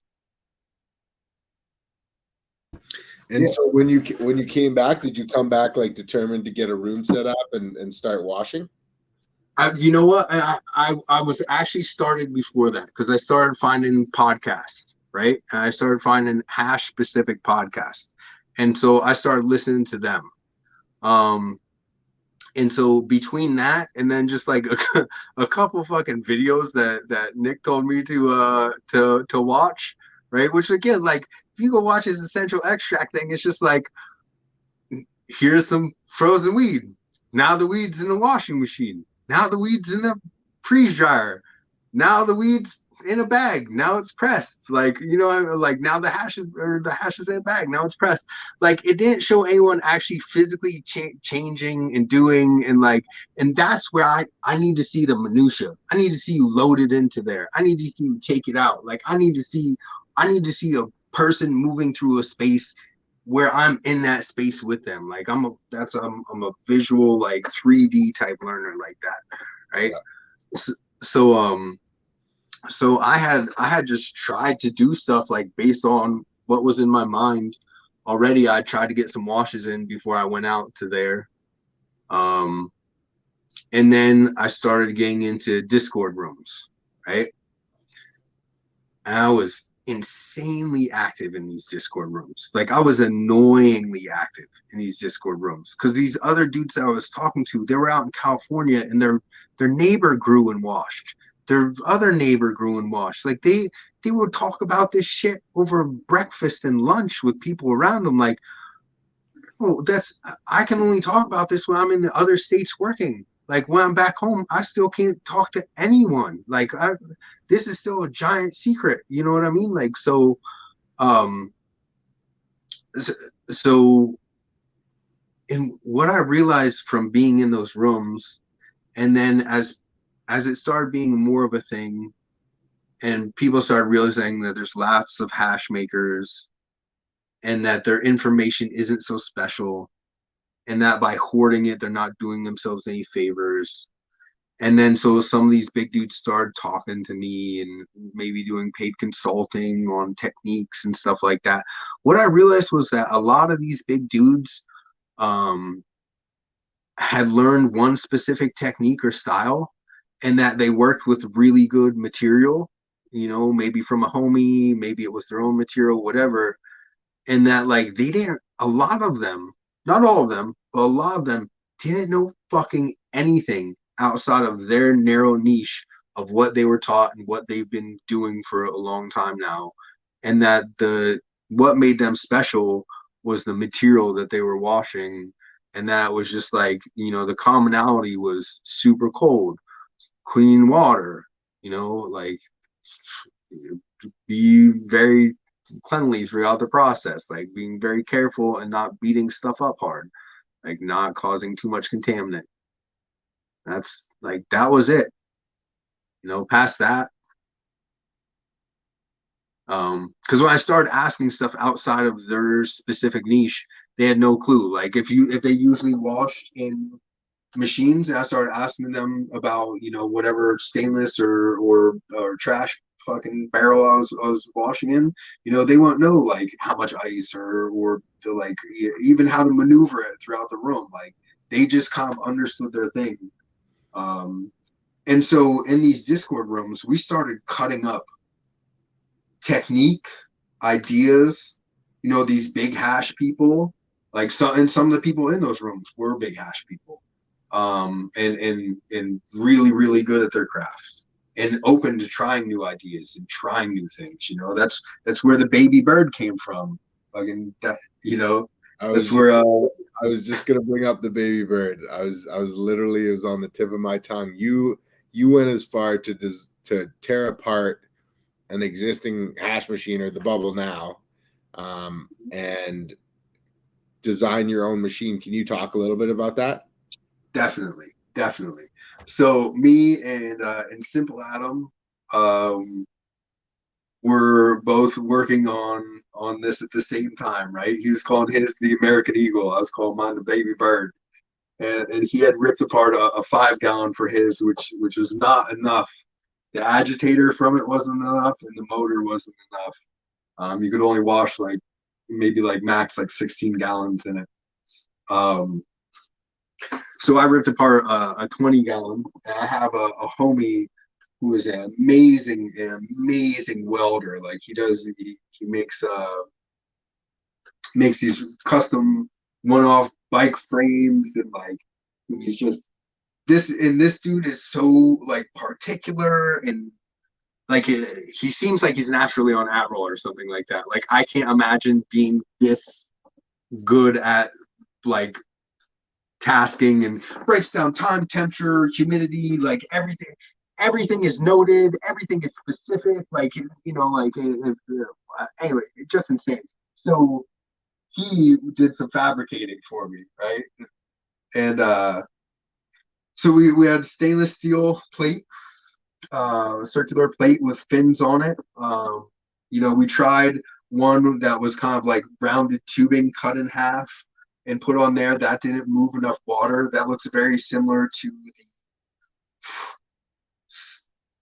Sambo Creek filtration or whatever, which their stuff sucks anyways. But anyways, it looked similar to their agitator. That one just didn't work very well. He made a beautiful one though. The one with the fins works well, but the deal is it does cause a little bit more plant particulate than I would like, right? So basically what it is stainless steel plate going across the bottom of a brute 32-gallon, big milled aluminum plate on the bottom of that, and the motor is coming up into the bottom of that. It's sealed with silicone, right, to the bottom of this stainless steel plate, and then the drive shaft comes up through the stainless steel plate, and then we have the stainless steel agitator on top of that. And it's driven by the motor and the mechanism from the Bubble Magic, which I think if I made my own and I just spun it one direction, I could get rid of a lot of that. I could get rid of a lot of that fake again. Give me 1 second. I'm going to plug my phone in here. I want to talk about the One Direction, aka Harry Styles tech, that I know originally was very much championed by Frenchie, but I think definitely brought back to discussion by yourself in recent times. When did you make the observation that One Direction was providing you with a cleaner pull? So it came about from multiple things. I'll tell you, the start of it was a wash in the. I have a 32-gallon Bruteless, one of the stainless vessels, right? So the inside of it is completely just conical, round, very, very smooth. You can get a really, really nice, circular motion going in there with the water. A really nice vortex.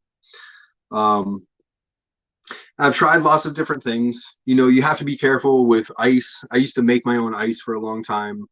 You have to be very careful of that clogging the outlet. And one of the things that I preferred, because you would watch people, and some people just kind of do this.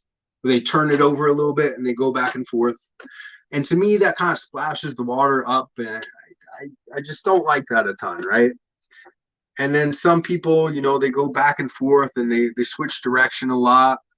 I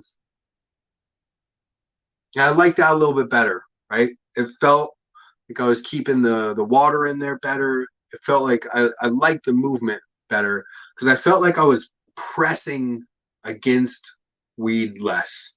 I don't like that feeling of pressure, right? I never want to force a paddle. I always want that paddle to be able to have like a kind of a torque limit and just kind of hold that torque limit until that's moving that. If it's not, I want to press it in a different direction. I never want to pull it through a chunk of weed, right? I don't care how packed it is in there. Like I will go as light as I need to until I can move it without feeling that. And the other thing is I liked that the water moving. So with liners, they suck, right? If you don't have now, shout out hashtag. They did the simplest thing for a liner. I really like what they did. It's just a big ring. It goes down in the center. I have one of the pure pressure bags over there. They have like a weird thing with plastic that goes through. I don't like that at all. Weird places for stuff to get caught up. But a regular liner without any sort of anything holding it out in shape, those fucking suck if you're trying to go with a vortex, right? They just wrap up and like, God, they're the worst. I've tried using them a couple times. I've cut up my liners, like the bottom of my fucking, the bottom of my beds, for my veggies, right? The drain holes on those are covered with 220 fucking pure pressure liner. That's like $250 fucking bag liner. I mean, I cut it up and use it to make sure soil doesn't fall through for my strawberries. So so I don't like those liners, right? So I go back and forth between the cube bags and naked washing. And, I really like the vortex that I can get going with that naked washing. So I had a kind of a bigger wash of Straw Grease Willie for what I usually do. It was just 5,500 grams in a 32-gallon, which, that is light for some people. That's heavy for other people. To me, that's perfect at like the top end of what you want to do. I max out at 6,500 and kind of the bottom end of that is 5,000 in a 32-gallon. And that's very dependent on the what's going in there. So Straw Grease Willie is bigger buds, and they don't break down quite as easily. So you will find a little bit more of that force going through the water. So 5,500 is a pretty good one. It can go up to 6 because they are heads that break off pretty easily, and it's a good washer. So I washed it multiple times, and the highest I'd ever got was 5%. I probably averaged like 4.2, 4. Well, no, I would say I probably averaged like 4.5. Because I saw 4.2, 4.3 often, but then every now and then I'd see like a 4.9 on it. And so the one time, and that was usually like 2,500 to 3,500 grams, like 4,000 grams max, right? So this one time when I'm doing the 5,000 grams, you know, before I was messing with the liners, and like those liners too, they make me feel like I have to use less in there. So like even 4,000 with the liner, I don't like the way that feels getting the paddle through it. And so I put this 5,500 in, and it's going nice and vortexy really easily. I'm like, you know what? I'm not gonna do the switch in direction. Now already when I switch directions, like I did that same thing with the torque. So I wouldn't just stop it and make like the water just rush over the paddle, and like because you can feel literal fucking biomass going into that paddle and bouncing off of it. And that's not what I want. There should always be a small layer of protection of water in between that biomass and that paddle, right? So I'll slow the paddle, but I won't stop the paddle. And then I'll bring it into the opposite direction. So this time I was just like, man, like I feel like that vortex is kind of what's separating the heads. Like I don't feel like that. Like a lot of people think it's like the swooshy, you know, that's the best I can describe it, is like when they're going and they swoosh it back the opposite direction. They think that that's where it's pulling all the heads off. That might be where it's beating the weed up and allowing you more access to heads. I don't think that that's what's pulling the heads off. So taking that concept, I just go as fast as I can, one direction for as long as I can, right? And I my first round comes out like heavy and nice, right? No, since I'm just doing this vortexy thing, I'm not like beating it up. I feel like it's, you know, the water looks really nice. There's no foam.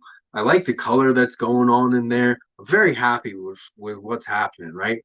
So, you know, and that was just, you know, keeping that vortex going as fast as I could and be using the least amount of torque on the paddle. So it was a slow buildup. But then when it was, I kept that energy going as well as I could, right? And even tried to turn the head of the paddle in with the water, again, to the least amount of mess to the biomass that I could. So when I freeze dried that one, I ran 3 rounds. I think I did like a 12 minute, a 15 minute, and a 20 or 25 minute, right? And all of them look good. Like even that third round because like I like to do 2 rounds where I go at it like at medium, and then my third one I like to really go at it. And you know, so when I say 3 rounds, that it could have been third, and the third one came out heavy, so I pulled a little bit of a fourth or whatever. But like 3 rounds just means I did my 2, and then I got the rest of it, right? So whatever, but max 4.5. And when I freeze dried that, everything looked good. Like everything looked good. You know, my like max to get everything out. Even that looked good. I was very happy with the fucking quality on it. And I hit 5.5%. Never hit over 5 before. Never hit over 5 before. So you know, I was super impressed. And that was just proof in the pudding that you're creating a vacuum as you're pulling that paddle through. Anything that's near that vacuum should be able to pull the head off of the stock, and that should be the mechanism. Because you're definitely creating a vacuum when you're going against the force of the water, and that's a very strong vacuum. But you're also creating, you know, little bits of plant matter when you're doing that. And I don't think that is I don't think you need that strength of vacuum. Like we've all, hopefully, you know, I know some people out west, they have to process in fields and everything like that. But preferably if I'm working for someone and they have access to a cold room, I process into buckets in their cold room. Like I like to chop a quarter of a plant, take it into a cold room, and I like to fucking process that at 40 degrees like that. If you're doing that, just the process of hitting the scissors to it, like you're gonna see heads falling off. So you don't need this like insane like fucking beating the weed up thing. So that just I was after that I was under this impression. And then we started talking about that a little bit on the lives. And every single person that I've heard go into this concept and try this concept has found the exact same benefit, where they have either the exact same or an increased percentage from their wash rate. I believe that that comes from damaging less heads, as well as they also have less contaminant. I want to talk about yields. You mentioned 5.2 or 5.5%. How do you measure your yields? What are your parameters that you apply? My yield is everything I'm willing to squish. Okay. Yeah. So that's different for cultivar. You know, like if that's, as a generality, I don't pull 25 through 45, 43, 40, whatever, you know, that micron size bag is that you're using for your smallest. I have like micron extracts, I have, you know, ice extract, I have rosin evolution. Like I have a shit break of different bags. I like to just try and R&D all the different products and everything. Especially because I'm teaching myself a lot. Do you see an issue with guys, you know, some guys measuring their yields off the plate, some guys measuring their yields based on just their A grade and they don't include their food grade, and then, you know, like, is that something you put any thought into? I only see a problem with that for fucking Brads and Chads and corporate metrics. I think just like it is the mystery that you have to unravel, understanding the art of hash making that is the code that we So shall. here's the deal.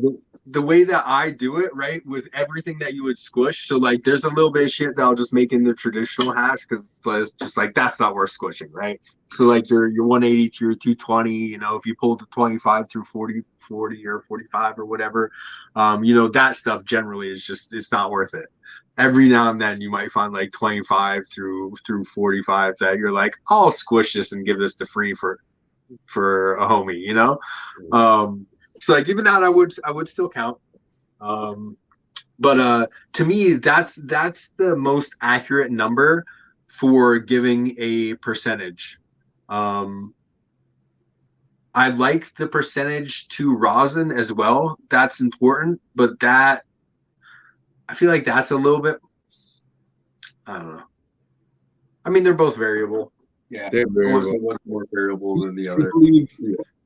Do you believe that there's a sweet spot in microns, or do you find that dramatic variability from cultivar to cultivar? Nah, dramatic variability from cultivar to cultivar. One of the coolest ones is True Mac 1.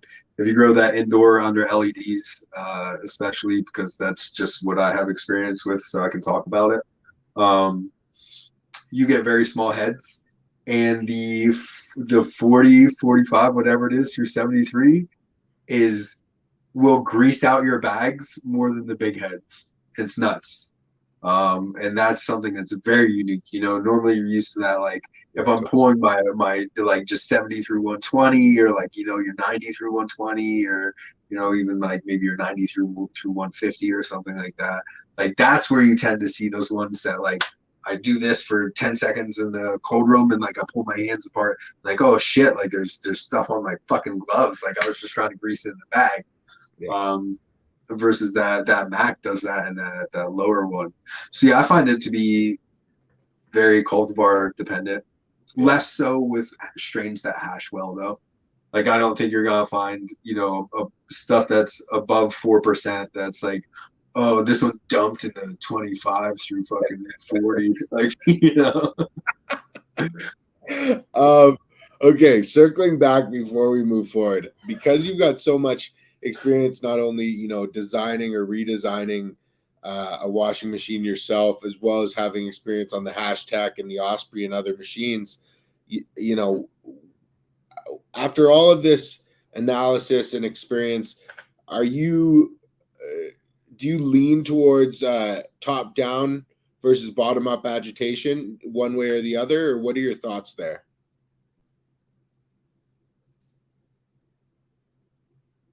So far, I like the Osprey for naked and the hashtag for bags.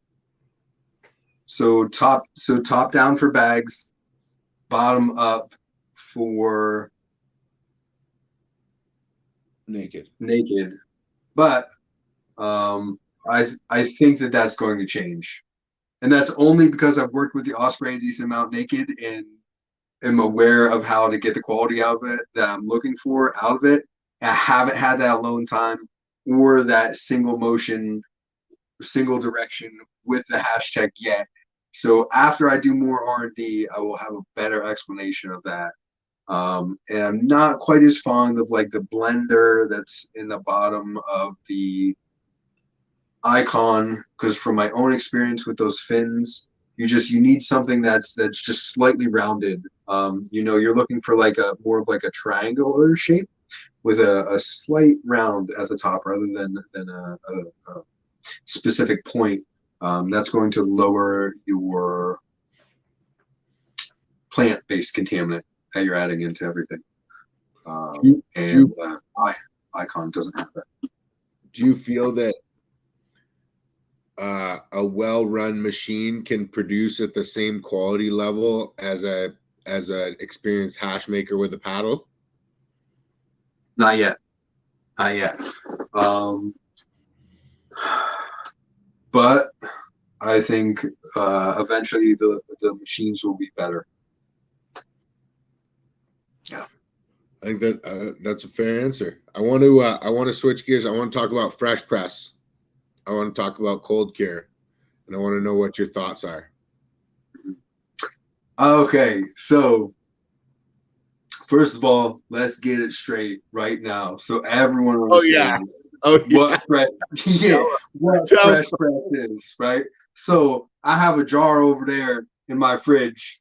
Okay, that is non-nucleated rosin, right? That is not fresh press. So fresh press is the first 30 minutes off the fucking plate, and that's that. Anything else is non-nucleated. So now, fresh press is my fucking favorite. I love fresh press. I get it can be slightly harsh on your lungs, but whatever. If you're a ridiculous dabber, you have probably put way worse shit in your lungs. I mean, fucking.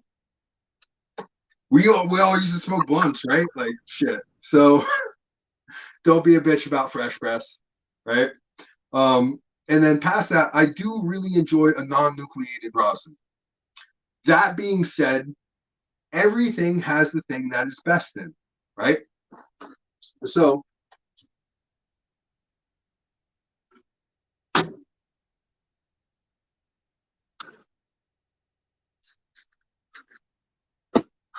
this is Pops D. Pops D is nice in fresh press, right? That's it in an actual cold cure. It comes out very white originally, and a little bit on the drier side. It's a very weird rosin in that it eventually gets a little bit darker. I mean, it eventually gets a little bit wetter. And rather than getting darker, it just goes from like white to like a yellowish, and that beautiful yellowish, right? It doesn't get any of the browns or the tans or kind of that ugly burnt orangish or any of those weird colors, or even like, you know how sometimes it gets that like reddish pinkish type color that you can get from tangies and other shitty horrible things. So but yeah, so like that one's really nice, right? But in the so if you can see it in the, there we go. Yeah, in the jam, it comes out to the perfect color. And like the great part of it, the part that you really enjoy, is so muted on the fucking cold cure, and it doesn't really come out. I mean, the flavor isn't too dissimilar, but the flavor is even stronger on the grape, on the jam on this, right? So like that's one that I can say definitively the best is the jam or diamonds. Have you ever been able to correlate like the fresh press performs better than the cold cure, then typically that will jam better, or is there no correlation between those two variables? It's more of the correlation that I see is more so in actually the coloration of when it turns from fresh press to cold cure and how that reacts over the next month at room temperature. That's going to be my greatest indication of how it's going to perform. Um, yeah. So, I mean, you have been doing a tremendous amount of R&D in the jam or the jar tech area of the solventless space. And I just, I'd love to dive a little bit into what your observations have been, what your experiments have been, and why you've chosen to put so much focus into this specific area. Um,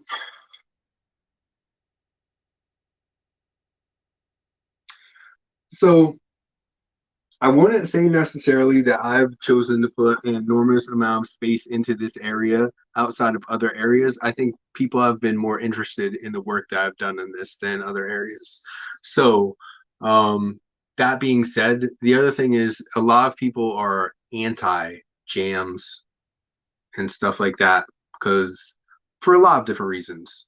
Some people feel like it's cheating because they only do no manipulation cold cures, and sometimes their stuff comes out dry. And some other companies will just make sure that all of their stuff comes out wet. It doesn't matter what, and you can't achieve that through heat. So I understand how they see that as that. And not everything is meant to be hit with heat. And so if you're just doing it for aesthetic pleasure, you could be creating a worse experience for the end user. And then that's a space where I would recommend not doing that. And I think more people are probably doing it for that reason out there in the public space of what you're going to be seeing for sale in stores as well as on Instagram, versus like your little bit smaller people that are just going to be trying to find the best state for that particular rosin. So I understand why some people don't like it and stay really far away from it. And so I would say that the amount that I work with it is what someone who is very open should be doing. And that I tend to not use it excessively. Like I definitely don't heat tech over half of my stuff. Have you encountered things that aren't desirable or stand out in both fresh press and cold cure that really stand out as jammed? Yes. So actually that Sunday driver that I'll quote Mission Hill, who generally, they're the type that they don't like jams, they don't like heat tech. And they didn't believe that they could even be good until someone brought them over some Sunday driver that I had made, and they said it was so good it made them angry. Um, and that was one that specifically like it had a kind of dry, chalky taste on the fresh press, and it was there too in the cold cure. And I was okay with it as a fresh press. I didn't fucking like it as a cold cure, and Sunday Driver is my favorite. And but as a jam, it stuck out.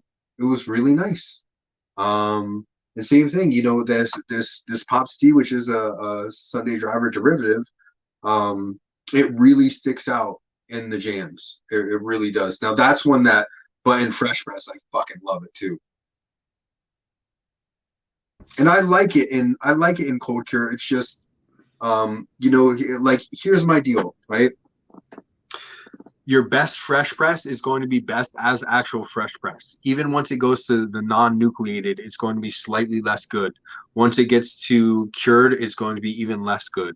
A lot of the times, the ones that are like that, if you take them into a jam tech, they're going to be missing a large part, right? So like Southern hospitality is a great example of this. Say the number 27 and the number 26, right? So they're opposite. If I heat tech the number 27, it's a super gas with a peach base. That gas is fucking gone and the peach is still there, right? Versus the 26, that's got like GMO chem kind of OG gas with a bubblicious base. And if you heat tech that, the OG gas and the bubblicious base are gone. And it's left with like a fuely chem flavor. And those are both ones that like absolutely are just insanely amazing in fresh press. Just amazing. And then when you go to cold cures, like for me, if something is a cold cure, it's best in that cold cure like at its 1 week. So, you know, or however long say it nucleate out within 48 hours. If something does that, I like to leave it for another day or two before I homogenize. But at that point of homogenization, that should basically be like the peak, right? And then it should start going downhill from there. That's just what I find. Like it's gonna be wet. It's gonna have amazing terps. There are gonna be some volatiles and some stuff that eventually will kind of come off of there. And so yeah, so your cold cure is best when it's in its original cold cure state. Same thing with the fresh press. Yeah. I think And that's a fair assessment. Sorry, go ahead. And so the one observation that I've made is stuff that can get a little bit better as it goes on. Like say the when you cold cure it at first, it's more muted, and then like 3 weeks later, it's louder, and you like what's in the jar even better. Those can be really good in heat tech. Not always, but that can be an indication that's going to be great. Interesting. So switching gears a little bit, melt versus rosin. Where do you fall here? I mean, I want you to do an experiment if you think melt is better than rosin. Okay? I want you to take your melt. I want you to go put it in a bag. I want you to go press that. Right? And then I want you to put that rosin in a jar.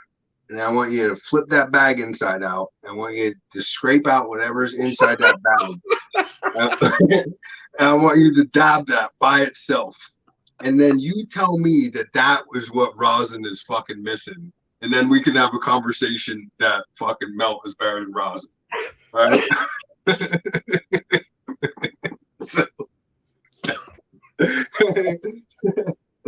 Okay.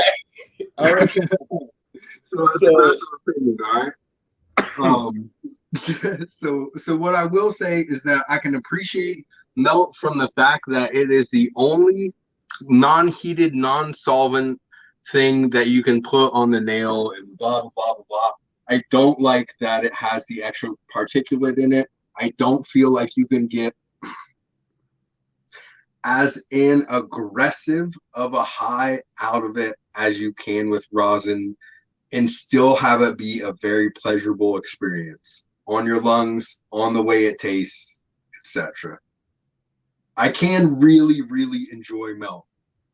I will say one of the most pleasurable highs I've ever had in my life was when I was done judging melting of the heads and fucking T had a rig set up nice and hot for me. It gave me like a 0.3, 0.4 of some hamma.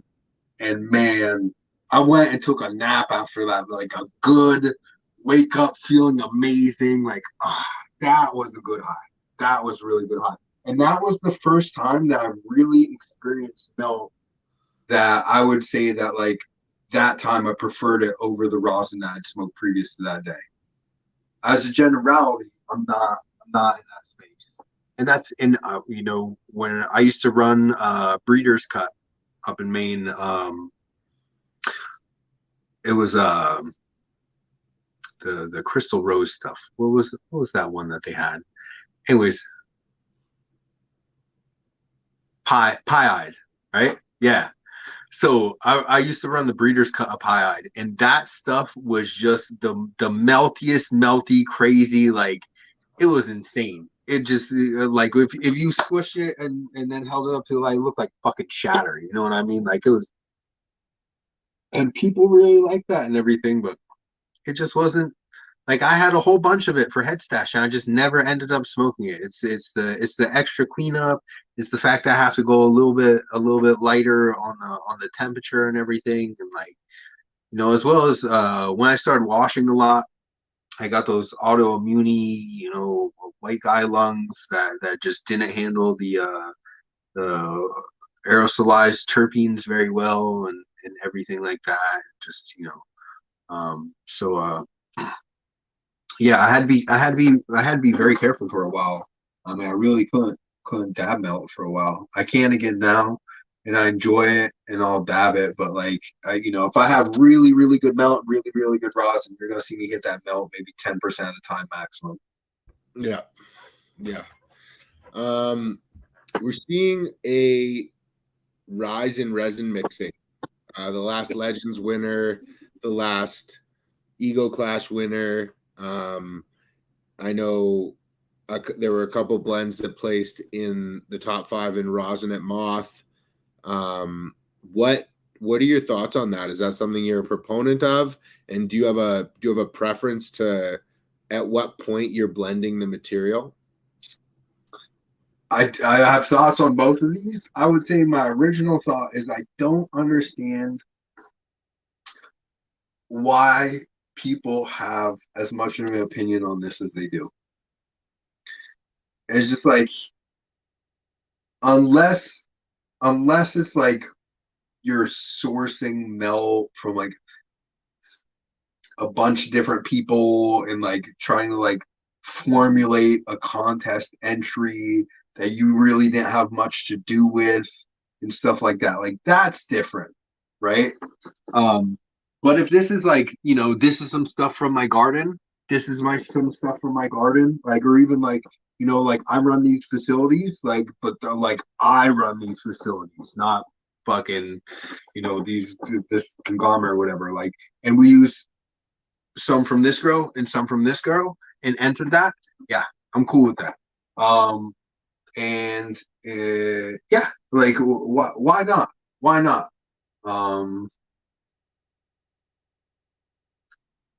No, So that's yeah. fair. So some people get real tied up in it. Some people don't. It's something that I like to ask everybody just to kind of like hear where they stand on it. Yeah, the people that get real tied up on it, I feel like they got beat by a blend in a contest or something like that, and they're just fucking tight in their undies about it, bro. So I yeah. Before we move on, I wanted to ask you about your experience with freeze dried resin or melt versus air dried melt. Have you had enough of one and the other to make a comparison? I haven't had enough properly air dried melt to make good comparisons. But I've in those rooms that I've been in and with people that I couldn't express higher admiration for their opinions. Um, there's a mix, Yeah. cultivar dependent. As a generality, I think freeze dried's better. Um, and yeah, as a generality, I think freeze dried's better. I think that the people trying to say that it's not are general or as a generality saying that out of ego. I love the love put into it. That Hammer was air dried, and that was some of the best I've ever had. So that's evidence going kind of against what I'm saying. But I think that as generality, your freeze dried is going to be better. It's going to have a better taste, and that's what I hear from other people as well. Just that stuff where you like go a little bit heavier on the plane and everything like that, and you get those little pearl looking joints in there. Bro, they're beautiful. And I understand that. Like, it, it's eyes nose, and then effect, flavor, all that stuff. And like it is eyes first, you know, and that's why fucking the Instagram game and where weed's at these days is its own issue. Um but yeah, I think it looks cooler. I think, you know, probably 80 to 90% of the time it's definitely not better though. Yeah. As somebody who, you know, spent a lot of time working in aquaculture with salt-based nutrients, where do you fall on the opinion scale of salt-based resin versus organically cultivated resin? I think the people that freak out about salt-based resin and are just like really dogmatic about everything has to be organic, or I just don't agree with their perspective. That's the meanest thing I think I'll say about them.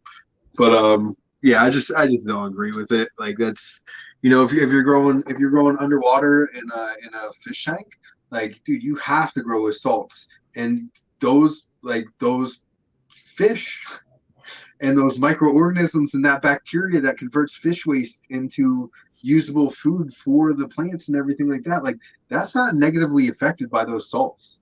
So like I get you might be feeding them in higher concentrations in the soil and everything like that, but like I think salts are just demonized way too much. And I think if you're growing outdoors, don't fucking use salts. You're a dick if you put salts into ground outdoors. If you're growing indoors, fuck yeah, go ahead, use them up. Do you see like a hybridization happening on the indoor scale where people are going to be using the two systems or blending systems more and more?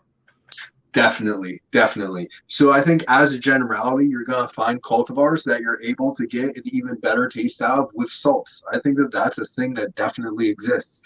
But I think past those unique cultivars, you know, and that would be the minority. I think the more building blocks you can give a plant to develop its own taste, the more it's going to develop its own taste. So if I can give it all sorts of cytokines and aminos and things that are given off by fungal things, and you know, and just all these micronutrients that are in the soil, like that's way better to me than, you know, these what we think of as a sterile salt system. But I'll tell you, no system is sterile.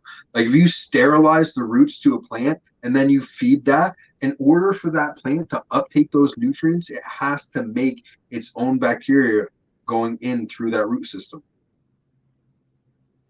Like it's not possible to have a sterile system.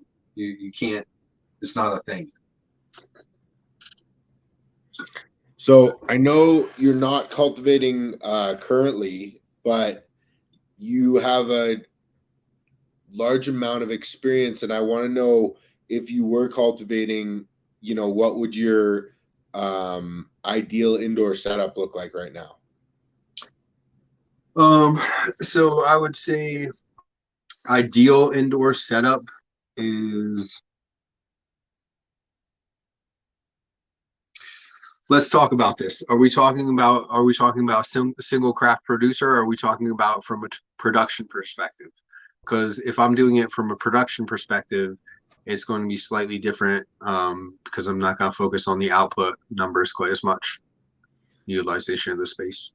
I mean, I wouldn't be opposed to hearing both. Okay, so if I'm just doing indoor, for a personal passion project, what I'm going to like to do would just be beds very, very close to the way that Steve, whatever his name is, the ex-MMA fighter, Green Life Productions, or Steve Cantwell. Yep. So very, very close to how he's doing things. I really like that system. I think it works absolutely great. I'm very big into that. And past that, for production. Okay. So I did a hybridized system of this in one of the grows I was working in. And what it was shallow beds, right? And they had a fast draining soil, right? Out towards the outside, and then in the middle was a slower draining soil, that was peat based. The outer was a very very fast draining cocoa. So and then there's a little bit of perlite all the way across the bottom of the bed. And I use compost going down the middle on top of the peat based soil. And then I had 1 gallon cutouts on top of the cocoa based soil, right, where it was very fast drained. So the idea is that I would feed in small amounts, so that way it was only, going into the pots and then straight down and kind of to the drainage, into those 1 gallons. And then in the middle, that would get like coconut aminos, that would maybe get some homemade aloe stuff, that would just get things that are gonna make that soil happy. Maybe a little bit of molasses in the water, whatever, some humic type stuff. And so that hybridized system was great because you're able to have that kind of strength from the salts. Like you see Todd out there, Resin River, whatever. So that guy out west, right? He talks about this, that some plants just grow better with salts, and that's cool because he has these big, amazing Hugo mounds that were like fucking dug with tractors and 8 feet deep and will last like 40 years and everything like that. And so that's as organic as it gets. Use way less water this year and stuff. And that dude is like, hey, sometimes you gotta use salts. They're better with salts. Sometimes you gotta hit it with fucking a chemical because of the bug. Like sometimes you have to do these things. Like it's not, the people that are so dogmatic that are just like, oh, it's only, only organic. I only hit it with fucking garlic moon juice from the 4th trimester or whatever. You know what I mean? Like, bro, you're not growing the best thing that you can, and you can still do it morally and everything without using fucking human ore and moon blood, Which, whatever, if you're still doing that, I like that there's crazy people that exist using that stuff too. You get it, but just know I'm not gonna smoke all your stuff, and I'm gonna be real wary of the wash of it. You have a focus on very specific terpene profiles. Do you want to talk about that a little bit? Yeah, I do. Orange terpenes fucking suck. They're the worst. So let's just start off with what are the worst. So anything that's dry and bitter and orange is terrible. Anything that's lemon and has any sort of idea of cleaner, that's terrible. Anything that's lemon and pine by itself with no sweetness is terrible. So we understand that dry citrus terps are the fucking worst thing ever. They create dark resin. They're horrible for heat tech. And we should all throw them out, stop breeding with them forever. And Tangy sucks. So now that we're past that, right? Yeah, I love grape. I love like a bright grape. I'm searching for an overripe Concord jelly. Like that's what I want. And that's what I'm gonna find, and I'm gonna make it wash really well. And then past that, I love what T does with Little Lake Valley. He's so it's great because he has already created the spectrum so well, in which I like. I've seen other derivatives of it and other things, but there's a gas, and it has to be the old school gas. We've gotten weird with our gas. We've gotten really garlicky. Some things have gotten really cat pissy. Like we've gotten really like diesely, but in a fuel way where it's not like that old like gas smell. There's just we've gone in a lot of weird directions in gas, and there's still that OG like fucking skunky fuely like mix of just whatever, the first couple of really amazing things that you smelled back in the day were. So if you can take that gas and then you can blend it with like just a little bit of this new shit, like T uses Sherb and the faux fauna, right? So like it brings out like this little bit of sweetness that adds like a fullness and a body to the gas that like it would exist every now and then back in the day. Like that AK was just straight gas. Like the the super silver haze that was like straight gas, but like every now and then you get these things that were like they were just a little bit fuller, and that's what I like. So like anything where he back crosses faux fauna into like the shallot sashimi, because then you get that like some of the chem GMO, but it doesn't always lean on the garlic, and you get all the old OGs and the pure Hollywood Kush, and then that like little bit of Sherbringers out. Yeah.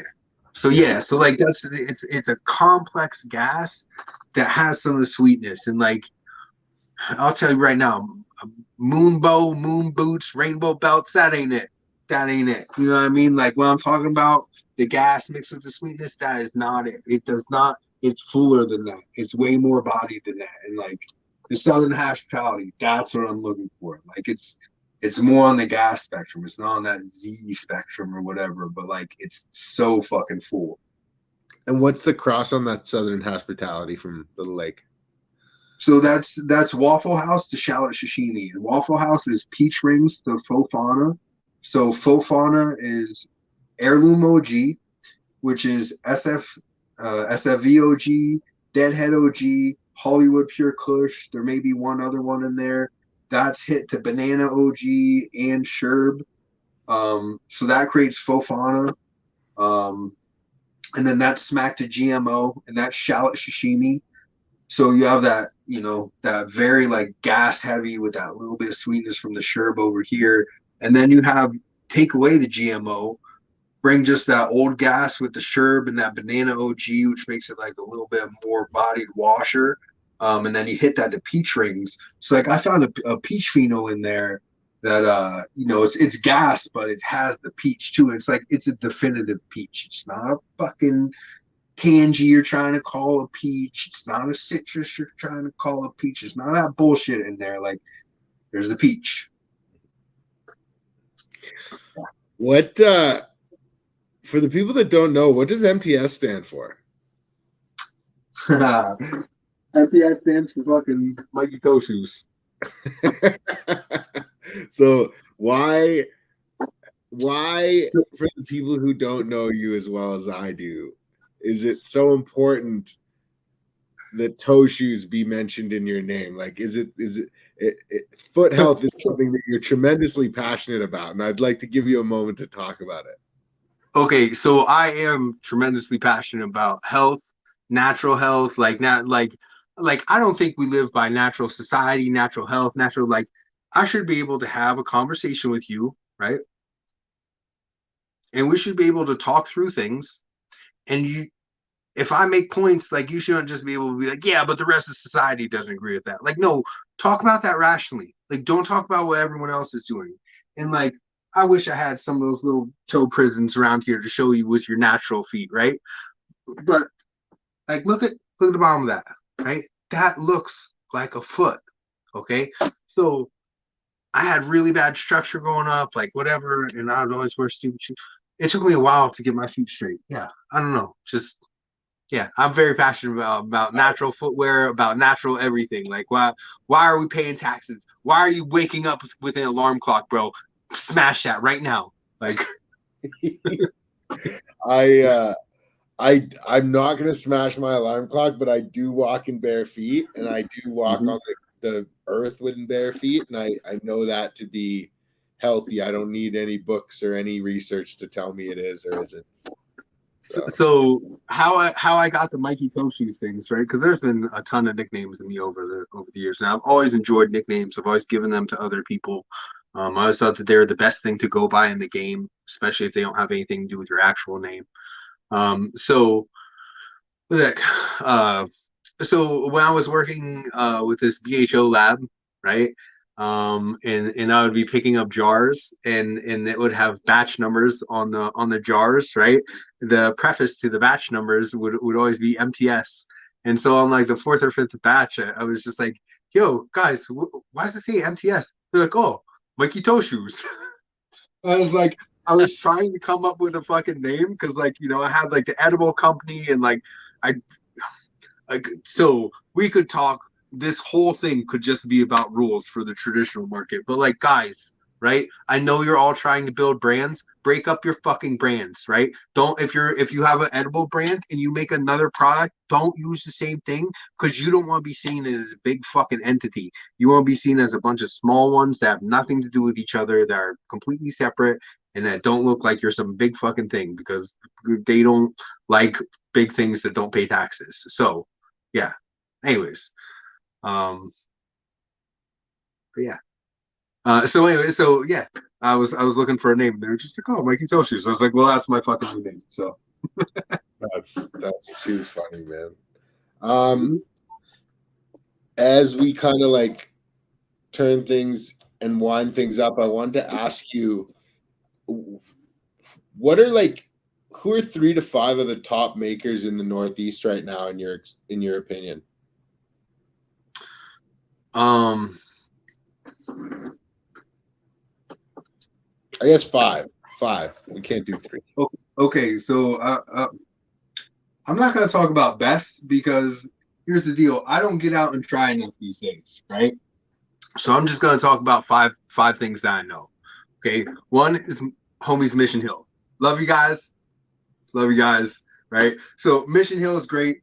I really love their approach. I really love what they do. They're great people to look at from a perspective of everything. You know, they have a good social media presence. They have very good marketing. They have very good product design. They do excellent work, obviously. So yeah, they were someone that when I had a med card and you could still go up north with the ones from down here, they were a brand that I used to purchase their stuff all the time before I met them and became friends with them. So I've always really enjoyed their stuff. And then let's see, I'll also mention Royal River Botanicals up in Maine. So this is something that like you don't hear other hash makers talking about this guy, anything. I know he's done consulting for BHO people that I really respect, and so I know that dude has some good knowledge up top. And I've seen him do closed loop washing systems for hand washing. I don't know if I've seen him automated with machines as well or not.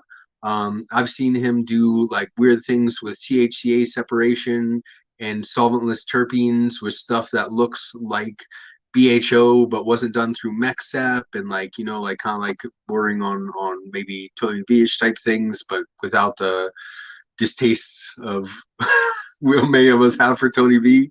So yeah, like I find interesting things happening from him, and I know he washed a cut of Mission Hill's Sunday Driver a long time ago, and that was some of the tastiest rosin I've ever had in my life. Seriously, it was fucking amazing. So yeah, so so those are two people up there, right? And then I'd love to talk about the people down here. So Yeah. we have Sky High extracts, solventless extracts. So he's doing great work. Does like contract work down here and doing some single source stuff. And he's someone that I don't always see eye to eye on in exactly the same way. Like he's a huge melt guy, loves melt. You know what I mean? So like when he got to work with the pod and stuff like that, that was just tip top for him. But a lot of passion and does things the right way and runs a super clean lab, and I like what he's doing. We have we have Terps County down here. Homeboy's doing some single source, and I know he's talked to me a bunch about different things, and he gets to learn from Kirk a bunch. He knows him pretty well out there, Kush Kirk. So I think you're gonna see great things coming from him. And then there's some homies out in the western part of the state, Keystone Melts, and I'm super excited for what they're doing. They have a big hunt coming up of some genetics that I created, as well as some of T's genetics. So I'm just really pumped to see these couple hash makers down here just doing their thing. That's fucking awesome, man. Yo, can you talk to the people really quickly about the genetics that you did put out in super limited amounts? Yeah, so basically, if you're in the States, you were not able to get these genetics. You had to have known me. So they were made to come back into this area to be very exclusive, high-end hash genetics, that will give people an edge down here, because they're not doing the same stuff as everyone else, and these should be some things that blow stuff out of the water, hopefully, because I'm super specific on what I'm doing, and I find other people are enjoying what I'm doing. So the three main ones that we did were um, we took banana guava from Swamp Boys, which is a pretty crazy cross. That's so it's banana dosi, I-95, sour garlic cookies, and guava jelly. So all those are mixed together, and that one. Um, we took that one, and there was two different phenotypes, and we took the number 12 phenotype of that one, which was it tasted like a fresh mashed banana and kind of like an underripe papaya, but just exactly like the fruits, like the most fruit tasting rosin ever. So we took that one and we hit that with the Pops Deuce, and that was the regular male. That one just had perfect structure on it. That's Fruit Baskets, I believe. I'd have to go back through the names. That's the one that I always forget if it's Fruit Cocktail or Fruit Baskets. It's Fruit And Basket. Fruit Baskets. Okay, yep, yeah. So that's what I thought it was. And then we also took Jolly Blue Raz, so that's papaya. This is the sharp boozy cut, because it just has like this intense sharp flavor that almost has like a little bit of like a fermented fruit type flavor, because you know how like fruits can get a little bit more sharp as they ferment.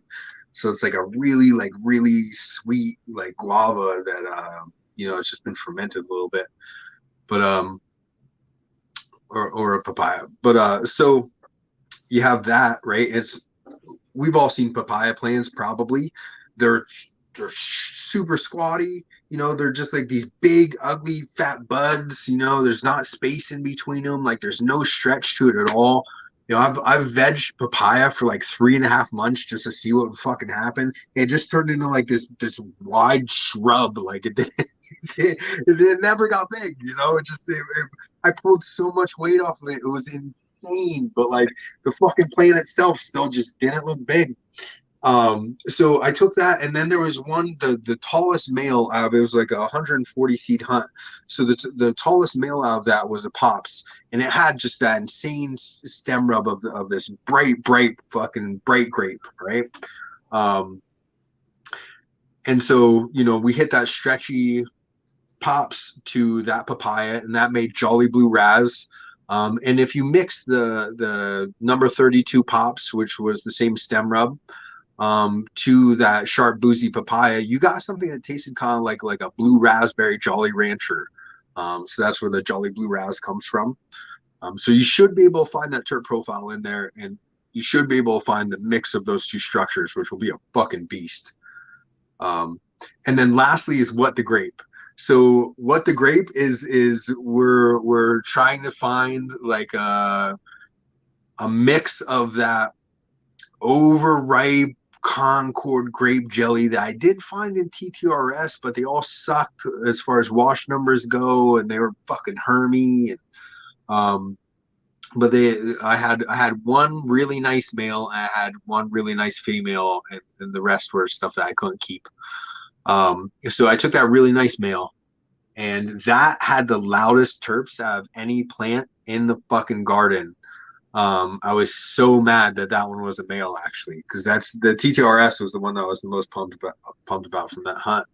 But it turned out to be a male, so I saved that, and I hit that to that papaya as well. And that's called What the Grape. So I mean the sharp smell coming off of that, combined with that overripe fruit, I can't imagine where that's gonna go. But that's why it's like, what the grape, bro. You know what I mean? So yeah, and those three ones are you had to have been a friend of mine, and you have to be running traditional market, and that's the only fucking way you can get those. One pack was sold to someone up there through an auction, and then I gave some to T for him to run for his stuff, and then the only way that you can get them is through Banyan Tree. So Absolutely. No, we're fucking honored. We're gonna blow it up. I want to talk about the market, the cannabis market as a whole, your vast experience in it, and how you think traditional and legacy market participants should position themselves over the next 3 years. You know, what are the do's and don'ts, or what advice do you have in this changing market? I'm going to give you advice from two different directions. I'm going to give you advice from who I am as a person, and that advice is no one should be participating in any sort of licensing or anything like that. You should be 100% civil disobediencing. You should be doing nothing where you're paying any taxes on Canada, but pay all your taxes always. But then past that, heed what I said. Yeah, so you shouldn't participate in that because it's not right to do so until it's zero barrier to entry. It's just like any other product. And until that, you know, the barrier to entry, if you want to be in Pennsylvania, is you have to be a fucking billionaire. And I'm not joking you.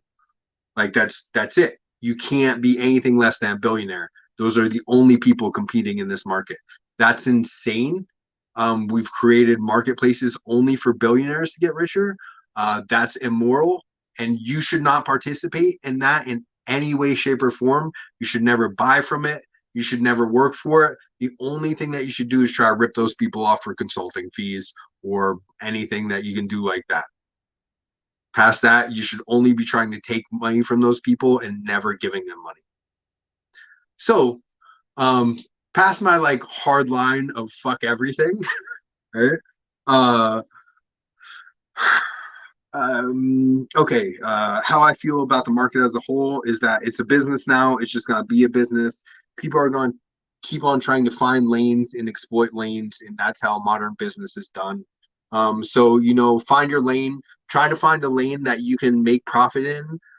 That still has a moral standpoint, which the lanes to do that are going to keep being narrower and narrower and less as the market matures, but they're still going to be out there. It's going to be just like any other business. You know, if you're not super passionate about it, you better be one hell of a businessman and no pockets and lanes to get into. Otherwise, it may be better for those people to stick with whatever they know better. So the experience is helpful, but then there's also the indignance of people like myself, where it's just like, you know, if you know, if you didn't bear my cross, don't be taking my glory, motherfuckers, you know. So it's just like, yeah, like at one point, I do want to try to work with people. You know, I do have this big corporate experience and can be very helpful in production situations and everything like that. But at the same point, I have a very hard time working with anyone that I don't morally agree with. Which is a pretty narrow selection of mostly like caregiver types, you know. Um, so yeah, so I think that if you're going to participate in the legal market, that you have to do that from a 100% business perspective, and that you literally can't hold these morals and values, and that you have to operate within the bounds of that game. And I don't like that game. But if you're willing to lower yourself morally to get into that, then yeah, then definitely do that. And you don't even have to be a low moral. You can find niches and you can find ways of being helpful and everything like that. I think until the problem has been completely resolved, it's adding to the problem to participate in that market. Wow. I think that's a really interesting point of view, and I don't think it's necessarily wrong. I think that there's a lot of bullshit that's happening in this market, and you see, I know up in here in Canada, it feels as though we weren't allowed to have cannabis, a real industry, to start building until Bay Street or Wall Street was able to get their more than pound, but you know, huge amount of flesh from the carcass and almost kill the industry. And I feel like that's happening across the board in every state and in a different point in its life cycle. And I think it's going to be a long road before anything is treated like the same way as agriculture. And, I know I couldn't wait that long to participate. So like, do you think that it's valuable to start new legacy market brands today? Or do you feel as though that doesn't have the same value that it did a year ago or 2 years ago? I mean, I definitely don't think it has the same value that it did 1 or 2 years ago. I mean, we could talk about where the market's fallen to. That's just not too long ago. It's just like anything of decent value was 1,400 an ounce for live rosin, and now it's just like anything of decent value is half that price. And for something to fall by half is a lot, and that happened everywhere. Like flowers is that, BHO is that. The prices on BHO are basically flower prices these days. And you can get mad at each other for undercutting or selling too low or anything like that, but like I don't agree with that either. Because I think that if your only source of income is the traditional market of cannabis, and that you think that you have a right to make your living off of that, I just disagree with you. I don't think it should be about money. I think if that's why you're here for the wrong reason. I'm here because I need cannabis. That's why you should be here. So the fact that many people have been able to make a great amount of money off of it, that we've been able to buy all these crazy glass trinkets and do all these amazing things and smoke the best rosin in the world and everything like that, like that's an awesome bonus to doing the right moral thing of civil disobediencing over one of the healthiest medicines on the planet. Like that's all bonus. You don't have a right to an income off this plant. Yeah, no, I mean, I think that's a super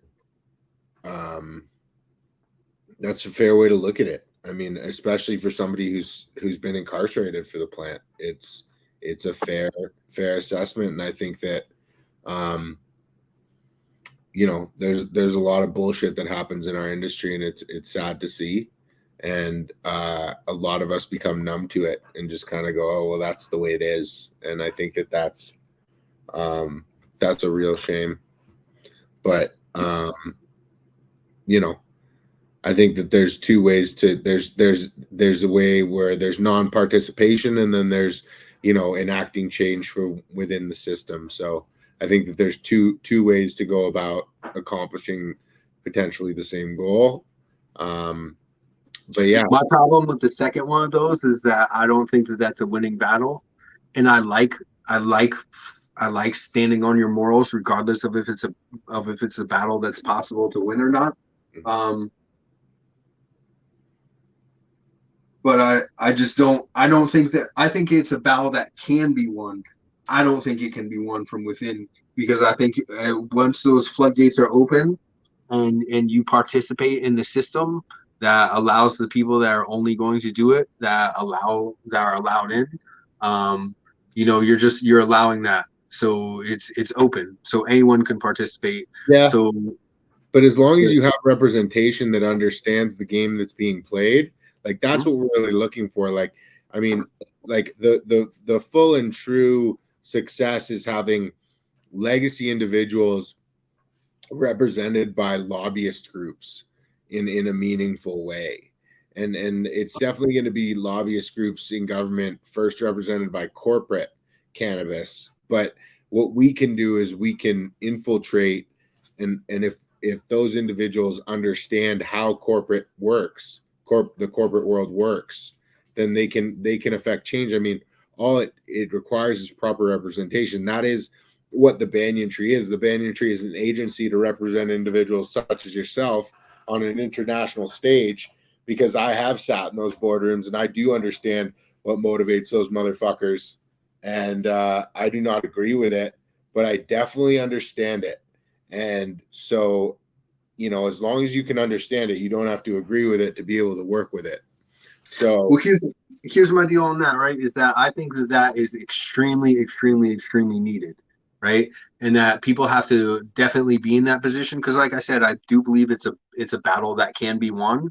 And if we don't have people in the position that you're in right now, fighting on that side of the fight, when we do win that battle, and we will win this battle, because eventually, like, there's people like me that's just we need this. It's not going away. It's not something for us. Like, generations are going to die. There'll be people less passionate than me and everything like that. But eventually we're going to get there. And when we do get there, we need people that have been in your position so they're ready to launch us out to where we need to be versus all these fucking money interests that are coming in that have no passion for the plan. So it's extremely, extremely needed. It's just not the uppercut that I want. No, it's not going to be that satisfying, catalyst moment that we all desire, where we wake up one day and it's changed and we're happy. It definitely won't feel like any type of overnight success, and it'll be something where, after years and years and years more of fighting, that we'll wake up one day and realize tremendous progress has been made. But I wanted to ask you what your thoughts or what your plans are moving forward as you transition from what you were doing previously into a very much more public role. I know you're involved in some consulting projects. Can you talk a little bit more about what your plans are moving forward? Yeah, so the GLG has been super helpful with getting me a little bit of consulting work, and also Honeycomb up there in Maine has been very helpful with that as well. So that's been great. I'm definitely looking to do more of that. It's also not something that I'm pressing into real hard. I know I have a ton of value within production solutions in consulting and everything. And I know that there are a ton of just people out there that are pushing really hard into that space, plenty of which who don't deserve to be there. So I know if I just do good work and continue to build and continue to provide value for any client that I do have, eventually I'll build up the type of long-term relationships that I'm looking for. So, and in the meantime, what I'm doing locally is, since I'm down here in PA, I would like to be able to operate within this state a little bit, other than being able to write SOPs and kind of do phone consults and stuff like that. I basically have to travel for all of my work. So what I'm looking to is open a hemp and, that whatever's nationally legal retail space down here. I'd really like to talk to Josh and get some of the Ohio Fire Factory stuff in here. And there's a bunch of people that I know making really good quality products within the CBD and hemp space that I trust. And I'd like to open up a little store and just kind of give it like a dispensary type feel, and build some relationships, with the public here, and just kind of get ready for whenever we may get legality. It's awesome, man. I think that's setting yourself up for a win. I think, and I agree with what you said. I mean, it's not like if we win, this is everything. This is, there couldn't be an imaginable future for us without this. So I think that they don't have much of a hope to take it from us. So it's going to be really interesting. And I think with guys like you who, I commend you, because I think there's a lot of individuals who share the same qualities of you as yourself, but who would never come out from the shadows and transition in the way that you have. And I think that bringing that attitude and sharing those stories is incredibly important now more than ever, because if those stories aren't shared and those individuals aren't brought forward, then how are we gonna perpetuate you know, the outlaw mentality that this industry was built on, which I think is incredibly important. Yeah, I mean it's definitely needed. Also, I'm gonna be doing some contract work up in Maine, just to keep my skills sharp. It's the other thing that I didn't mention. But yeah, I mean that's like I said, you know, like I'm gonna get old and tired and less preachy as I get older, and these new people aren't gonna see the same struggle and understand why what's important is important. Um, you know, it's kind of just that almost like when you're building cages for someone else, you don't realize that could be used against yourself. So like if you come into it at a weird time of legalization and you think it's good to try to keep people out of the market with regulations and other things like that, like cool man, this is gonna be used against you too. So like, you know, it's just gonna be fed up to big business. So like, you know, that stuff's not the way. Yeah. Yeah.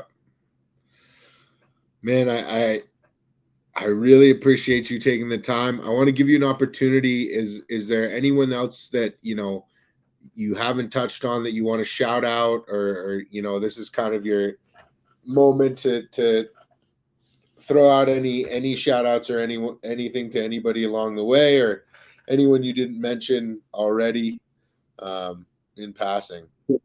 So yeah, just shout out to every single, you know, none of the people that passed on knowledge to me are gonna see this, but I'm so beyond thankful for all of my mentors in the game. I'm super thankful, and shout out to anyone that continues to carry on those sort of traditions and mentalities of, you know, of civil disobedience until they're treating us correctly. Um, Shout out anybody that's growing and producing hash in PA. Good for you. Keep it going. Eventually, they'll let us do it. And then you know, I forget a lot of stuff. Anyone that I forgot, I'm super sorry I didn't mention you. I love you. Thank you too. Absolutely, Mikey. I know you're not the most easily accessible person in the world, but for the people listening to this show who really resonated with the things that you said, what is the best way for them to have a chance to get in touch with you? Okay, the best way for you to get in touch with me. So we're going to go with MTS Farms, and then so that is a very private account. If you do not look like you are fond of the traditional market outwardly, you will not get to follow that account. I have, you know, over 1,000 requests sitting right now, and I delete them all the time. Like, so yeah, it's just you're not gonna get on that account. So if that is not you, you can follow me on Solventless Glass Pirate, I believe is the page. If you look it up, it's so it's this piece right here, right? It's that one. Just look for a picture of that, and you can follow me on there. You're not gonna get any free tech because that free tech isn't for you. You gotta pay, but you know, that's the other way to reach out to me. So there you heard it here. MTS if you think you can get through, but Solventless Glass Pirate if you can't. Mikey, Yep. I appreciate you coming on. I appreciate you taking the time. I appreciate you sharing all the knowledge that you shared. You're like,